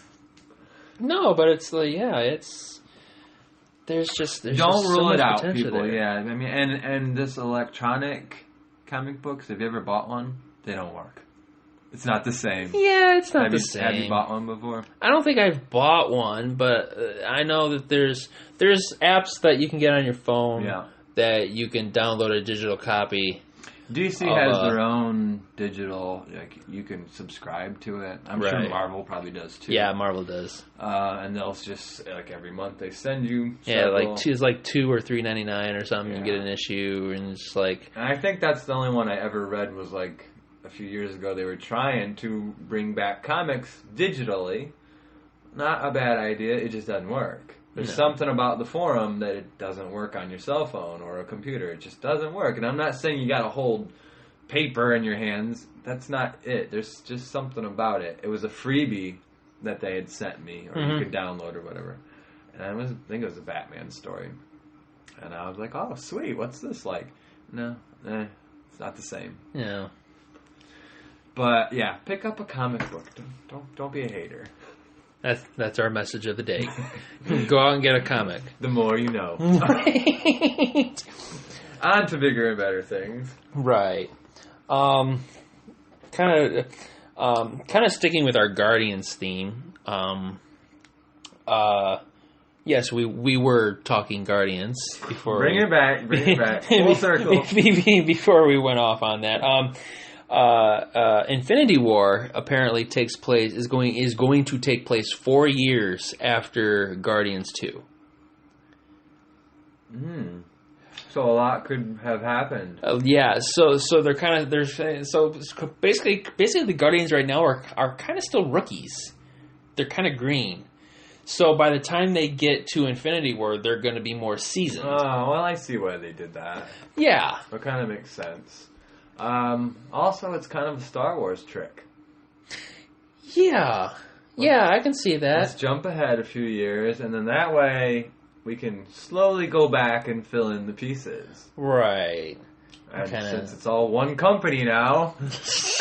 Right. You know what? I won't go off on a tangent, but I wanted to mention this. I heard a video, and they were talking about, apparently there is, if you look up Disney movies scheduled for the year 2020, is what this video is saying. Like, it will blow your fucking mind how many franchises that Disney owns, how much of the world that Disney has consumed, and the list of movies, of spectacular blockbuster movies that are all coming out in 1 year. I didn't look yet, but I'm gonna, because it intrigued me. Is just fucking mind-blowing. Like, apparently if you read that list, it's just like 2020 would be... What would be a couple of things on that list? Probably scheduled for another Pirates movie is probably on there. Probably. Probably a couple of... Maybe that's Avengers. Well, Infinity War comes out next year? Next year. So then part 2 is in 2020? I think it's supposed to be 2018 for Avengers 3 and then 2019 for Avengers 5. It would be 5. Yes, that'd be 5, yes. For that, unless there's some more conflicts, and they might push that back, probably later 2019 or maybe 2020, early 2020, probably, depending on what happens. But maybe Captain America 4. God, just name a fucking Marvel movie, and you got probably maybe 3 or 4 Marvel movies right now. When is that Incredibles 2 coming out? I think 2020 as well. Yeah. Actually, now that you say something, I think it's supposedly for 2020. That movie's gonna shatter. Yeah. Shatter. I love the Incredibles. I love the Incredibles. Amen, brother. Like, I love that's probably my. I mean, we're not going into like comic book animated movies, but favorite Pixar animated movie.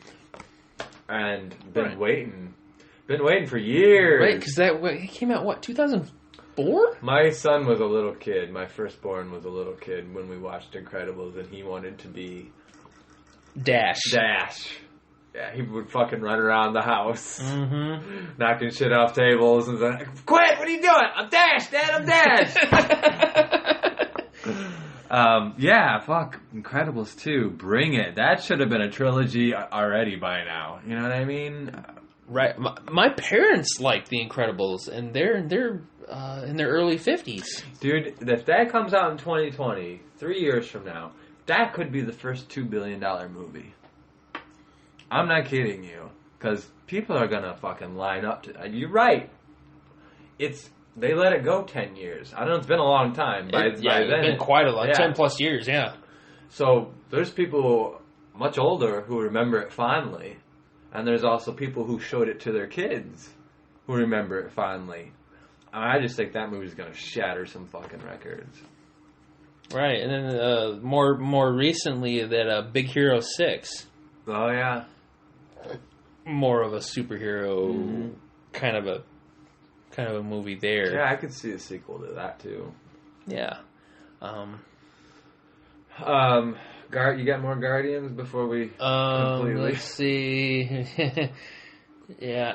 No, I think that was it about the Guardians. I think the next one we should talk about is Josh Brolin being cast as Cable.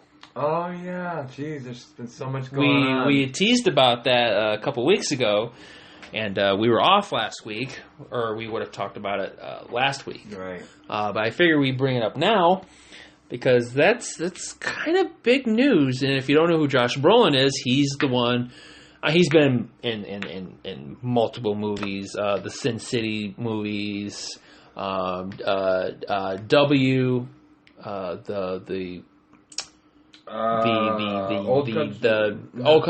yeah, was he in Old Country Road, man? Yeah. No, what is that movie called? What is it called? What is it? No Country for Old Men. No Country for Old Men. Right. Great movie. I love that movie. But more recently, he's going to be more prominent in the Avengers 4. As he plays Thanos. All right, we've been seeing bits and pieces of Josh Brolin for years now. We saw him. I think the most we saw him was in Guardians Right. when he was talking to Ronan. A couple of scenes. With Right. Him, yeah. You know, kind of coming off as the badass that Thanos is supposed to be. But yeah, a 4-picture deal. It's really an interesting move. For Deadpool 2, obviously the sequel for Deadpool, Deadpool 3, the X-Force movie that they're coming out with, which would be, I guess, kind of an Avengers-like movie with Ryan Reynolds. So Thanos is going to be in that. They're planning on putting Thanos in the X-Force. That's the way it's going. So with Deadpool 2, Deadpool 3, and X-Force, and then a 4th unknown movie right now, because he signed a 4-picture deal. So there's a 4th movie which we don't know. It could be X-Force 2, right? For all we know for right now. But well, that's the trend, of course, nowadays is to sign, especially with superhero movies, to sign these bigger actors to 3, 4, 6 appearances in their franchises. That's kind of the trend lately, but it's really interesting to me. Like, it almost feels kind of unprecedented. It seems like in the past, if you had a guy that was like, that's a character, like that's, hey, that guy is an important character in a universe, then like a universe that kind of branched off of that universe, which Deadpool in a roundabout way is a Marvel character for sure, and has sort of in a way branched off from the Marvel universe, that you don't cast the same actor to play in that other new universe as somebody else. now I can see it because you're gonna get Thanos at least in Avengers 4. Yeah, At least if they don't kill him.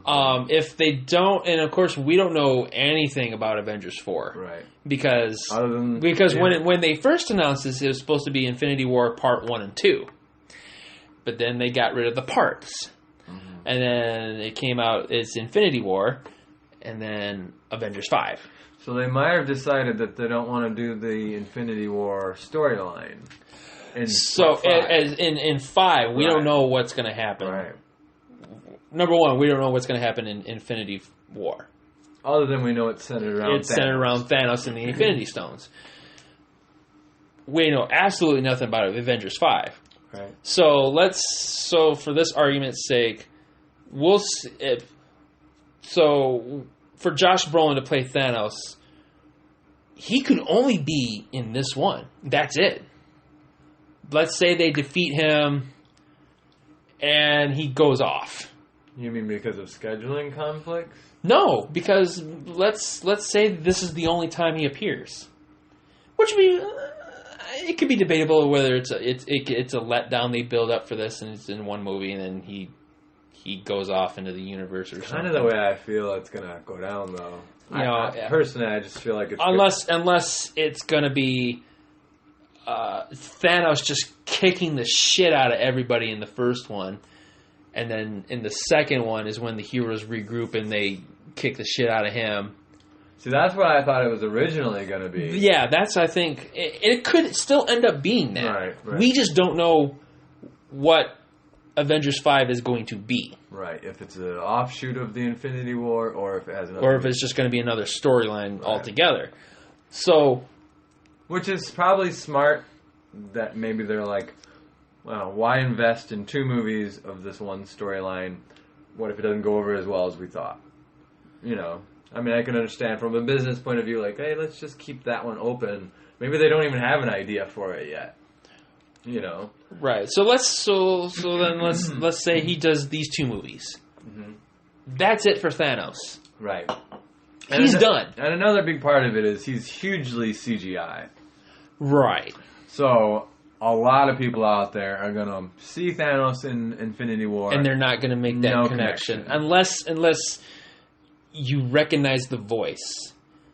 I recognized him right away. He delivers the lines in like his normal, semi-normal voice. Uh-huh.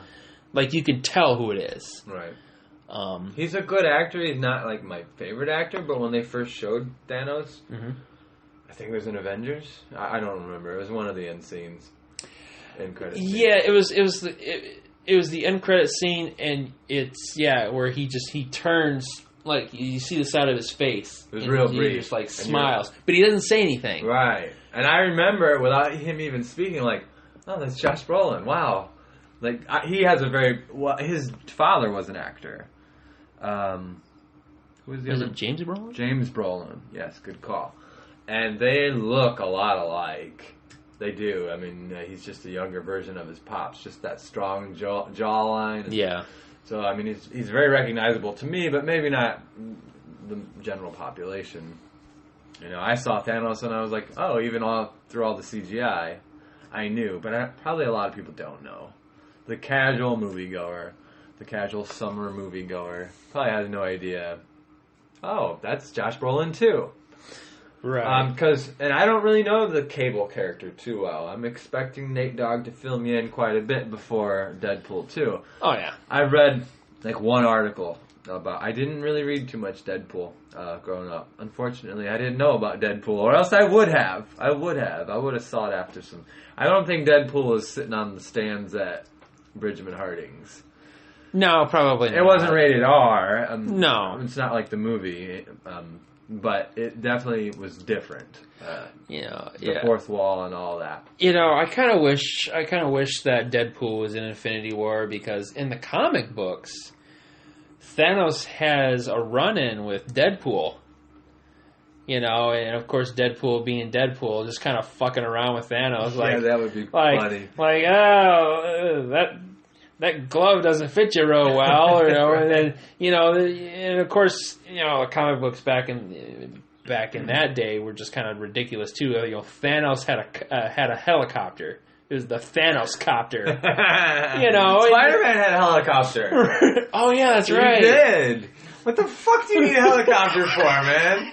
Or Thanos? That gets back to that point. If Wonder Woman can fly, why the fuck does she need an invisible jet?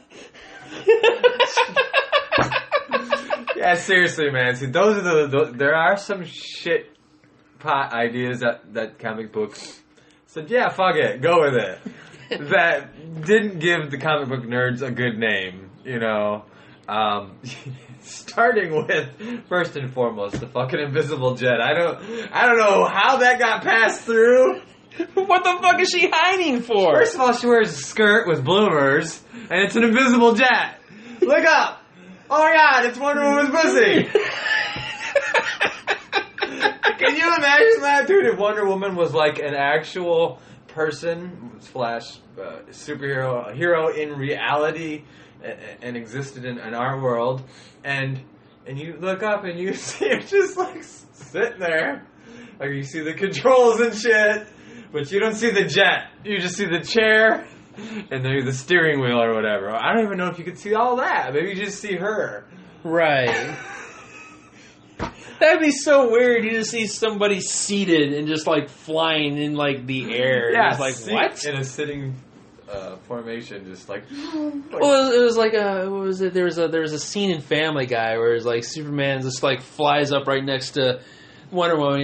He's like, "Oh, Wonder Woman, how you doing?" She's like, "Oh, I'm all right." I saw that episode. You kind of yeah. caught me. You kind of caught me on the toilet. Oh. Yeah, leave it to Sorry leave about it that. to Seth to say, you know what needs to be done? That fucking invisible jet. Right, and I think Robot Chicken kind of did some about that, where they did like alter egos.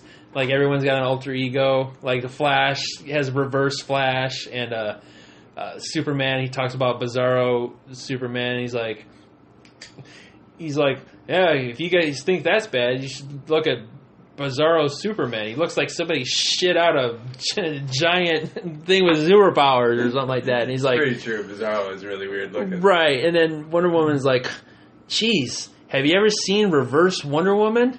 And Wonder Woman, she's like, hey, Wonder Woman. And you see she's got like pigtails and like the color scheme's all reversed, or like her tits are out and everything and all that. She's like, oh, I bet you can't come get me. She's like, now where did I park my visible jet? Oh, look, over there. I know where I parked it. She's like, bye. She just takes off, and then she's like, and it's like Flash and Superman, they're just staring at her walking off. She's like, don't go get her, guys. She's like, yeah, I'll get her all right. Yeah. But it's like so fucking ridiculous to have an invisible jet where you're not invisible. Yeah, it doesn't make any sense at all. And we've seen Wonder Woman fly. yeah, I was just gonna say, and I don't know if she did. I didn't read the Wonder Woman comics, but I don't know if she flew in the comics. She flew in Super Friends, didn't she? I think she did actually. Yeah, because I think there's one of them where I think she's like floating in midair and she uses her lasso. I or don't something. fucking get it, man. I don't know. And I know in the animated Justice League, and I think Justice League Unlimited, she's fucking flying around. I can't remember her ever getting into an invisible jet in those shows. I think they probably did away with it now. And it's probably, Thank God. it's probably the 60s era, the 60s and the 70s era, Where jet they engines were new. Yeah, and I think that Relatively. kind of played a part in it and everything. And then they got to a point where it was The like, X-Men having a you know jet. what? That's fucking ridiculous. Yeah. Let's just get rid of it. I mean, the X-Men having a jet, I get it. Yeah, because not everybody can fly. Right. You know. Hey, we gotta go to this scene. Get on. Right. Wonder Woman flying by herself. Usually there's no one in the jet with her. Right. You know, see Green Lantern just sitting there reading a book. God, are we there yet? Right. Jesus. Or Deadpool. Can you imagine Deadpool on the invisible jet with Wonder Woman? So, how many miles a gallon does he even get? Good thing I put my invisible Deadpool suit on today. Or he's Oh wait, can't they see you, Diana? I can see him. He's like in the bathroom and he's like masturbating or something. And Wonder Woman's like, I can see you. You know that? I know. Exactly. Anyways, we should be writing movies, dude. Not them. Oh my God, that's Where it's, were it's we? just Where were we before the the whole. Well, I mean, Josh Brolin is Cable, and, Okay, and so- the Cable character and everything. So I don't know much about Cable, and like I said, I expect you to fill me in over time. But what I've read like one article about Cable, and what I got from it was he he used to be a bad guy and then became a good guy, or is that reversed? No. And of course, his comic book form could be different. I go off of the X-Men animated series, to where I was introduced with Cable. Yeah, and I watched that. I just don't really remember. It was. I know the one episode was actually one of the early ones about Genosha. The Sentinels took these mutants to Genosha. It was part of the mutant registration thing. It was like basically a prison camp on this island, and touchy shit nowadays. Yeah. But he's the offspring of Cyclops and Jean Grey, and from way in the future. Wait a minute. He's the kid of Cyclops and Jean Grey? Yeah, he's an offspring. Obviously, he's grown up because this is way in the future. I didn't fucking know and that. he has the ability to time travel. How does along with Bishop. Bishop was another one that time traveled, also in the animated series. But he was kind of part of a storyline where it revolved around Wolverine. And the storyline was there's this technovirus that wiped out a lot of the mutants in this dystopian future, ravaged by war, almost kind of like a Skynet type of situation, almost. Right, the where article I read. The Sentinels are fighting, and this techno-organic virus wipes out most of the population and everything, and Cable's there, he's fighting. So a part of his superpower is his mutant powers are time travel? Or do we know how do we know he's how can he time travel? He's got a device. He's got a device and like an artificial intelligence that he communicates with that allows him to teleport. I'll have to see exactly what his mutant power is because they really don't explain it real well. So he's got but he's like a weapons master, futuristic weapons master and everything. He's got this blaster that kind of splits into two and just kind of delivers. I don't know if he has the same power as like Bishop where he can absorb energy. No, I remember Bishop, but for some reason everything. I don't remember Cable. In the animated, I never read any of it. Right, but Cable is like a serious military type soldier. Right, and I've seen pictures. Right, and him and Deadpool have had the run-ins in the comic books where obviously we know what Deadpool is. He's the jokester and everything, and he ribs, ribs Cable and everything. Cable's like, "Get the fuck off me, you dumbass!" We gotta take out this Sentry Tower or something like that. And he's like, "Yeah, I got a Sentry Tower for you," and all this stuff. It's like, "Shut up, Deadpool." So I guess. Like, part of my confusion is he a villain or a hero? No, he's a hero. I don't think he's ever been a villain. He's a hero. He's part of the resistance to fight this techno-organic virus, at least in the animated series.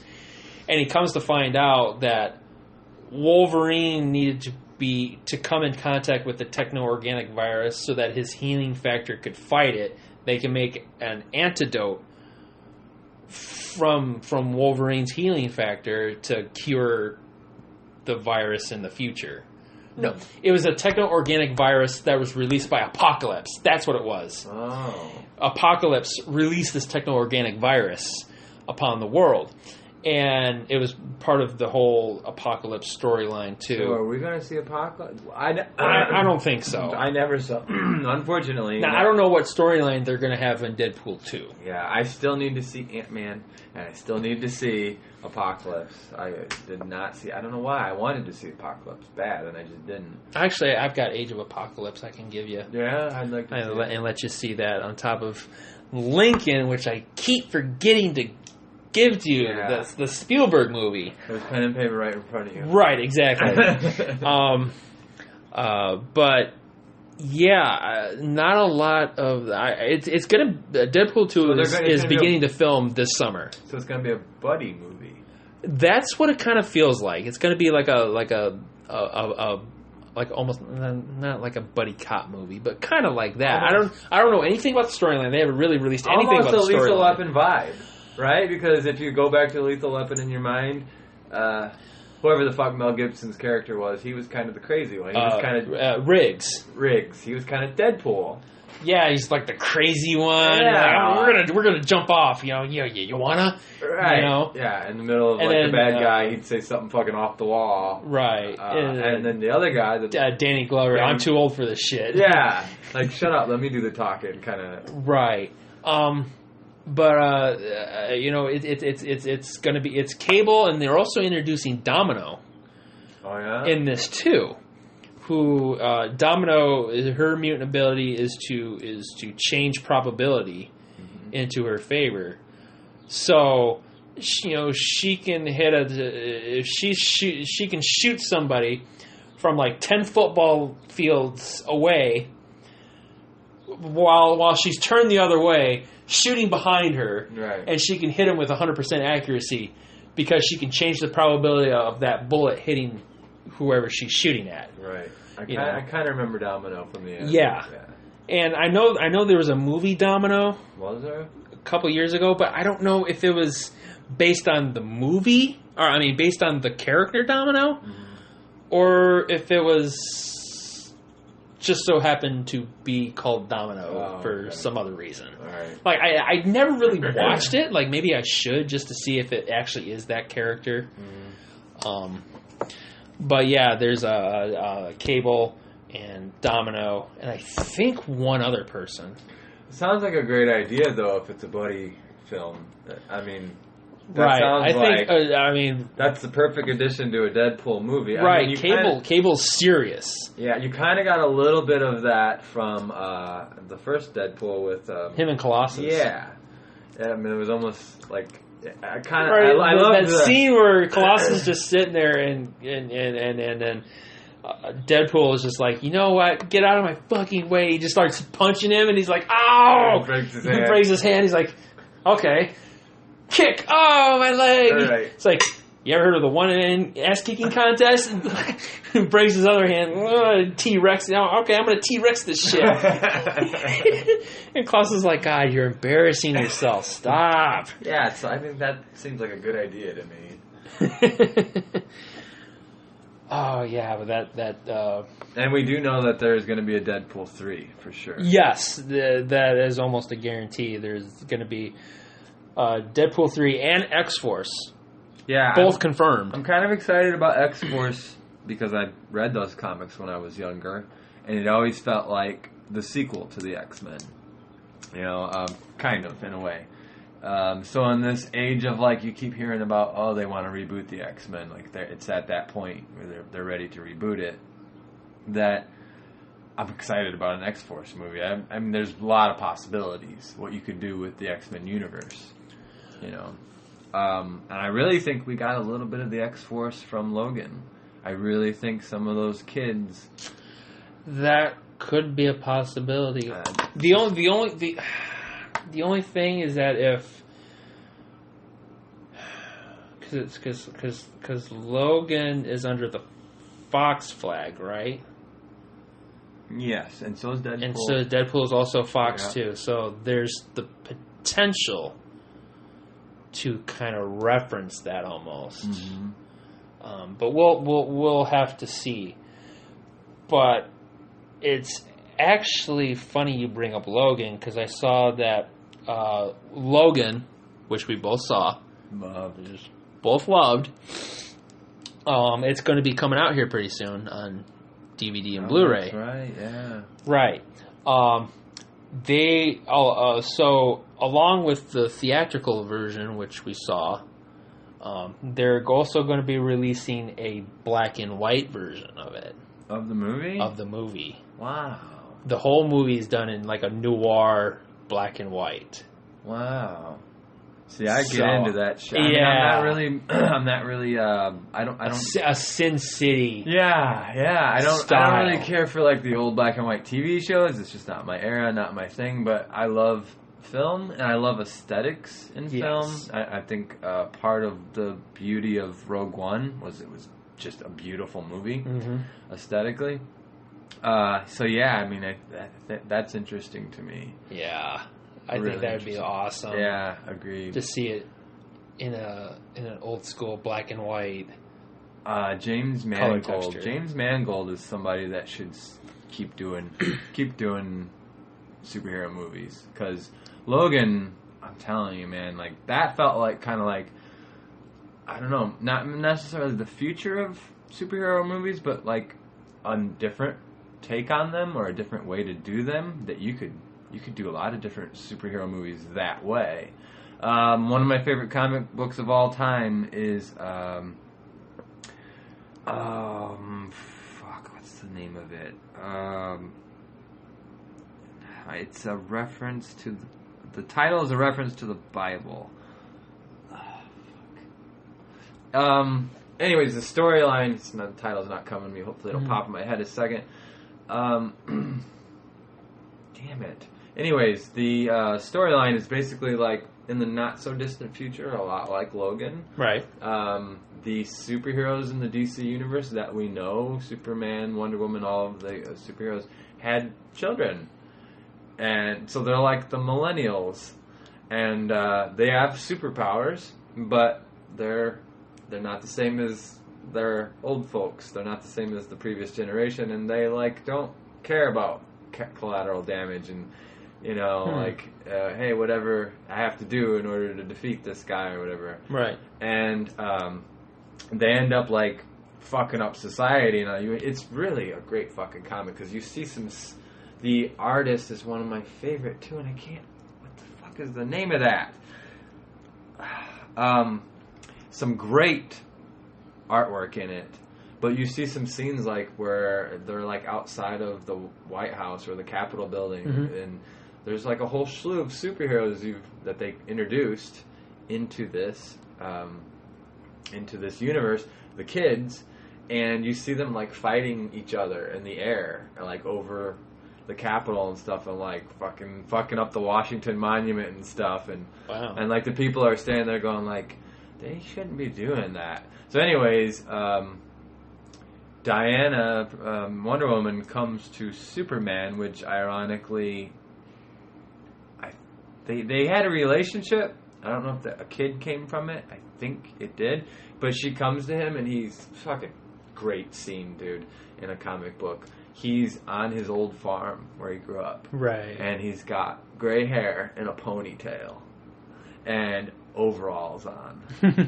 And just fucking ripped, but he's like 55, 60 years old. And Diana's older, she's still fucking hot, Right. She hasn't aged quite like he has, I'm not sure why, but and she comes to him and he's like working on a fucking tractor. Just beautiful, man. Again, like great dialogue in a comic book we were just talking about.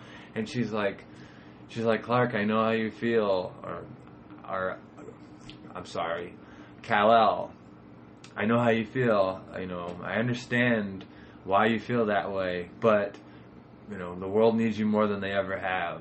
And he's like not paying attention to her, and he's like, Diane, our time is over, and it's a different world. And the fuck is it? Kingdom Come. Okay. Dude, you would love it. It's only 4 or 5 issues, early 2000s, I believe, or maybe even late 90s.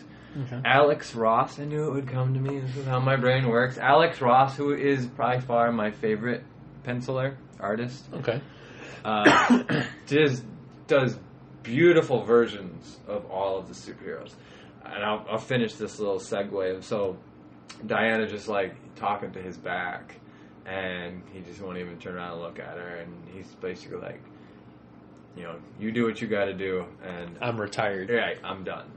And the world's probably better off with me here on the farm, that kind of thing. And she's like, she's like, okay, I understand, I guess. And so she leaves. And a few pages later, you see these kids on a school bus, and they're crossing a bridge.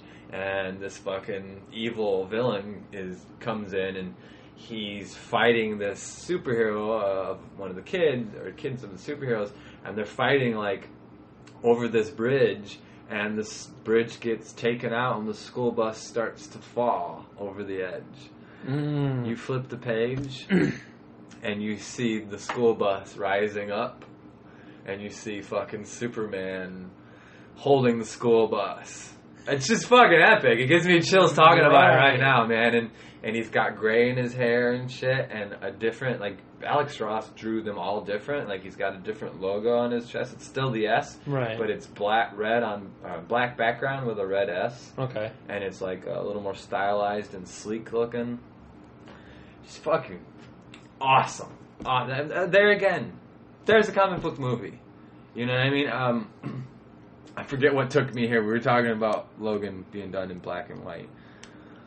I forget where I was going with this, but just aesthetically, I think that was the point I was trying to make. Like, you know, that's intriguing to me because that movie probably was built to be a black and white movie. Right. You know, the graininess of it, the depressing, dark tones of it. Right. There is no light at the end of the tunnel. Kind of like, yeah, that works. A bleak world. Yeah. Right. It seems like that somebody's like, dude, I wonder what this would look like in black and white. And they were like, fuck yeah, you're right. Let's do that. God damn it, you getting a promotion. Right. Which is more than I can say for where we work, but that's a whole different story. That's a whole nother podcast. So what they're talking about, releasing them separately? Or are they going to give you a deluxe version? I think they'll give you like a deluxe version where we have like the theatrical version and then like the black and white. You can have a black and white version, kind of. I don't know if they're doing it for DVD. I'm almost for sure for Blu-ray. Right. That there'll be like there might even be an unrated version. Oh wow! Yeah, shit they cut out of it, right? Yeah. Like, you know, maybe there's something that maybe it goes into more depth about the incident that led to Charles having a breakdown. Yeah, the big incident. Right, you know, the big Westchester incident. Mm-hmm. But yeah. Great movie. My son still hasn't seen Logan. And I was like, oh my god, really? Like, dude, you gotta watch that movie when it comes out. It's so good. I was like, well, you don't have much to say because you haven't seen Ant-Man yet either. I know. And I was one of those guys, like, I read Ant-Man a little bit when I was a kid. And I like Ant-Man. Mm-hmm. And when hey, they're making an Ant-Man movie. And I don't remember that actor's name, but I like him. Paul Rudd? Paul Rudd. I like Paul Rudd quite a bit. Everything about that movie appealed to me. I'm like, yes! And I never went. Here we are, fucking 4 years later. It slipped. Once in a while, they slip through the cracks, man. Right. You didn't see episode 7 for a fucking long time, right? That is true. Yeah. That is true. You want to call people out, Nate? That is true. But yeah, that's a black and white Logan. Fuck yeah. I don't even need the color version. Just fuck, I'll buy the black and white. I mean, that's why I was like, are they selling them separately? Because right. I mean, that would, that'd be kind of cool. We don't know what the cover art is going to be for either version. Yeah. But like I could see like a black and white cover with like maybe Logan with like Hugh Jackman just kind of like turning back and like looking, or maybe him at the side, or even his hand holding X-23s. Where they had on the poster, yeah. That just that was a black and white. Poster. I'd like to have that poster. Yeah. Add it to the collection. Fuck yes. Sign me up. I want that. Right. Black and white, especially like you said, if there's some extra shit in it, an uncut version. You got anything else? They recently announced that a new X-Men movie is coming out next year. The Phoenix. The Dark Phoenix, I should say. We talked about this a little bit at work. Right. I just want to say, before we talk about that at all, fucking props to Fox. You know what I mean? Fox was slipping through the cracks, being swallowed up by Marvel like everybody else. Right. And Fox said, you know what? We still have some great characters. Let's do something different. Let's, I think it kind of started with, I'm a huge fan of Days of Future Past. Fucking love that movie. And I think it kind of started there where they're like, fuck it, let's just do this, let's do that. Who cares? If it works, it works. If it doesn't, it doesn't. I mean, they've been taking some risks that I think they deserve applause over, man. Right. For a movie studio. I mean, Deadpool, huge risk. Nobody wanted anything to do with that movie. Fox said, it might work. Hey, we want to make it rated R. Alright, it might work. Logan, fucking very different kind of superhero movie. Very different. Very different. Thought-provoking, compelling. You walk out of that theater going, wow, that was different. I mean, they're taking some risks, and it's working. So, I mean, shout out to Fox that they're not just cowering in the shadows of Disney. No, they're taking risk, and the risk are paid off. Right. Kind of like, I mean, I look at them as like Sony should take a cue from Fox, because Sony is like, well, we have Spider-Man and Spider-Man. Spider-Man. And Spider-Man. And we just need your help, Disney. And then once you help us, fuck off. Right. Yeah, because they could, I think, stand to take some risks. You know, and I think right now is it seems like the time where people are willing to, all right, yeah, we like superhero movies, but don't be afraid to take that risk. So, kudos to Fox for what they're doing right now. But yeah, that sounds intriguing, that storyline, Dark Phoenix. And of course, I haven't seen Apocalypse yet, so there are pieces and not connected. I mean, I know she's in it a little bit. Yeah, I mean, she's in it, and minor spoiler, you kind of see the Phoenix kind of come out toward the end of the movie. But other than that, they really don't talk about it a lot. Who played her? Is it for the Olivia Munn chick? No. Olivia Munn played Psylocke. Oh, okay. She's on Game of Thrones. I love Olivia Munn. Yeah, who doesn't? Ooh. Jesus Christ. No. Especially as Psylocke, as fucking sexy as Psylocke is, the character, she portrays that lethal sexiness in the movie. Yeah, you gotta get me that movie. Yes. Olivia Munn sold. Jeremy's like, I gotta study Psylocke. Just Right. rewind. And then it's like, you think she's sexy? Wait till you see the movie. And yeah, I need to see that movie. Yeah. So, yeah. fuck Aaron Rodgers, because they're dating. Oh, yeah? Yeah. I Fuck Aaron Rodgers. Yeah, I'm on that boat. But, she used to be on a show. I discovered Olivia Munn. I personally, in my own life, discovered Olivia Munn. She used to be on this show called Attack of the Show. Back when I had cable or satellite. And great show. I even liked the dude she was with. And then they got rid of her, or she fucking walked or something. Yeah, I don't know. That was kind of weird. And then he was pathetic without her. Yeah. I don't know if you watched it. I've watched it, yeah. Yeah, I used to love Attack of the Show. And after she left, it was they tried to replace her with a couple other sexy girls, but it just didn't work. No, she's sexy on so many levels, man. She's got a nerd vibe about her. Yeah, and there's a lot of the comic book characters, and of course there's this whole inner debate, and maybe we can do this for another podcast or something, but like the almost, a lot of the women have complained, men, I haven't really heard them complain a lot about it, but the over-sexualization of the female comic book characters. Oh, fuck you. You're getting your starring roles now. Exactly. Women come are leading movies. That didn't happen. Right. No. Forever, that didn't happen. You could not, no one would go see a movie starring a woman as the headliner. Right, but now we're building franchises around her. Right, if you've seen it, if you, I don't know if you're familiar with Emma Frost in the comic books. How she's portrayed in the comic books. Fucking sexy as shit. I mean, very scantily clad. Yeah, I always liked Emma Frost. Yeah. I was a fan. As a young man, I was a fan. Like, ooh. Yeah. Fan. Big fan. But she was portrayed in First Class. I was gonna say, which one was it? In First Class, and I'm trying to... January Jones. Is that who played her? Yes. She played Emma Frost in First Class. And, yeah. Mm-hmm. Agreed. Great casting. Agreed. Great casting. But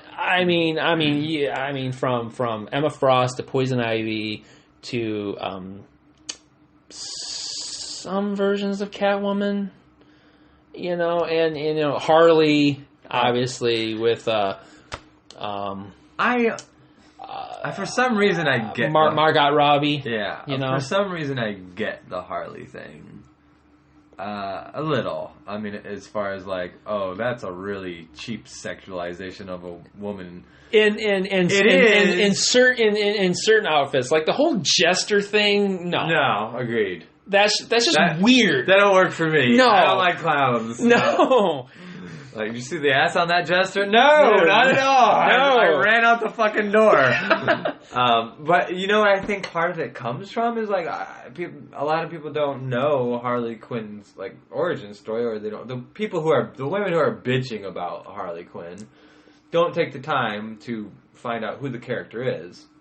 Right. And if you look into the origin of Harley Quinn, she was like tortured and created basically by Joker as this fucking like slave.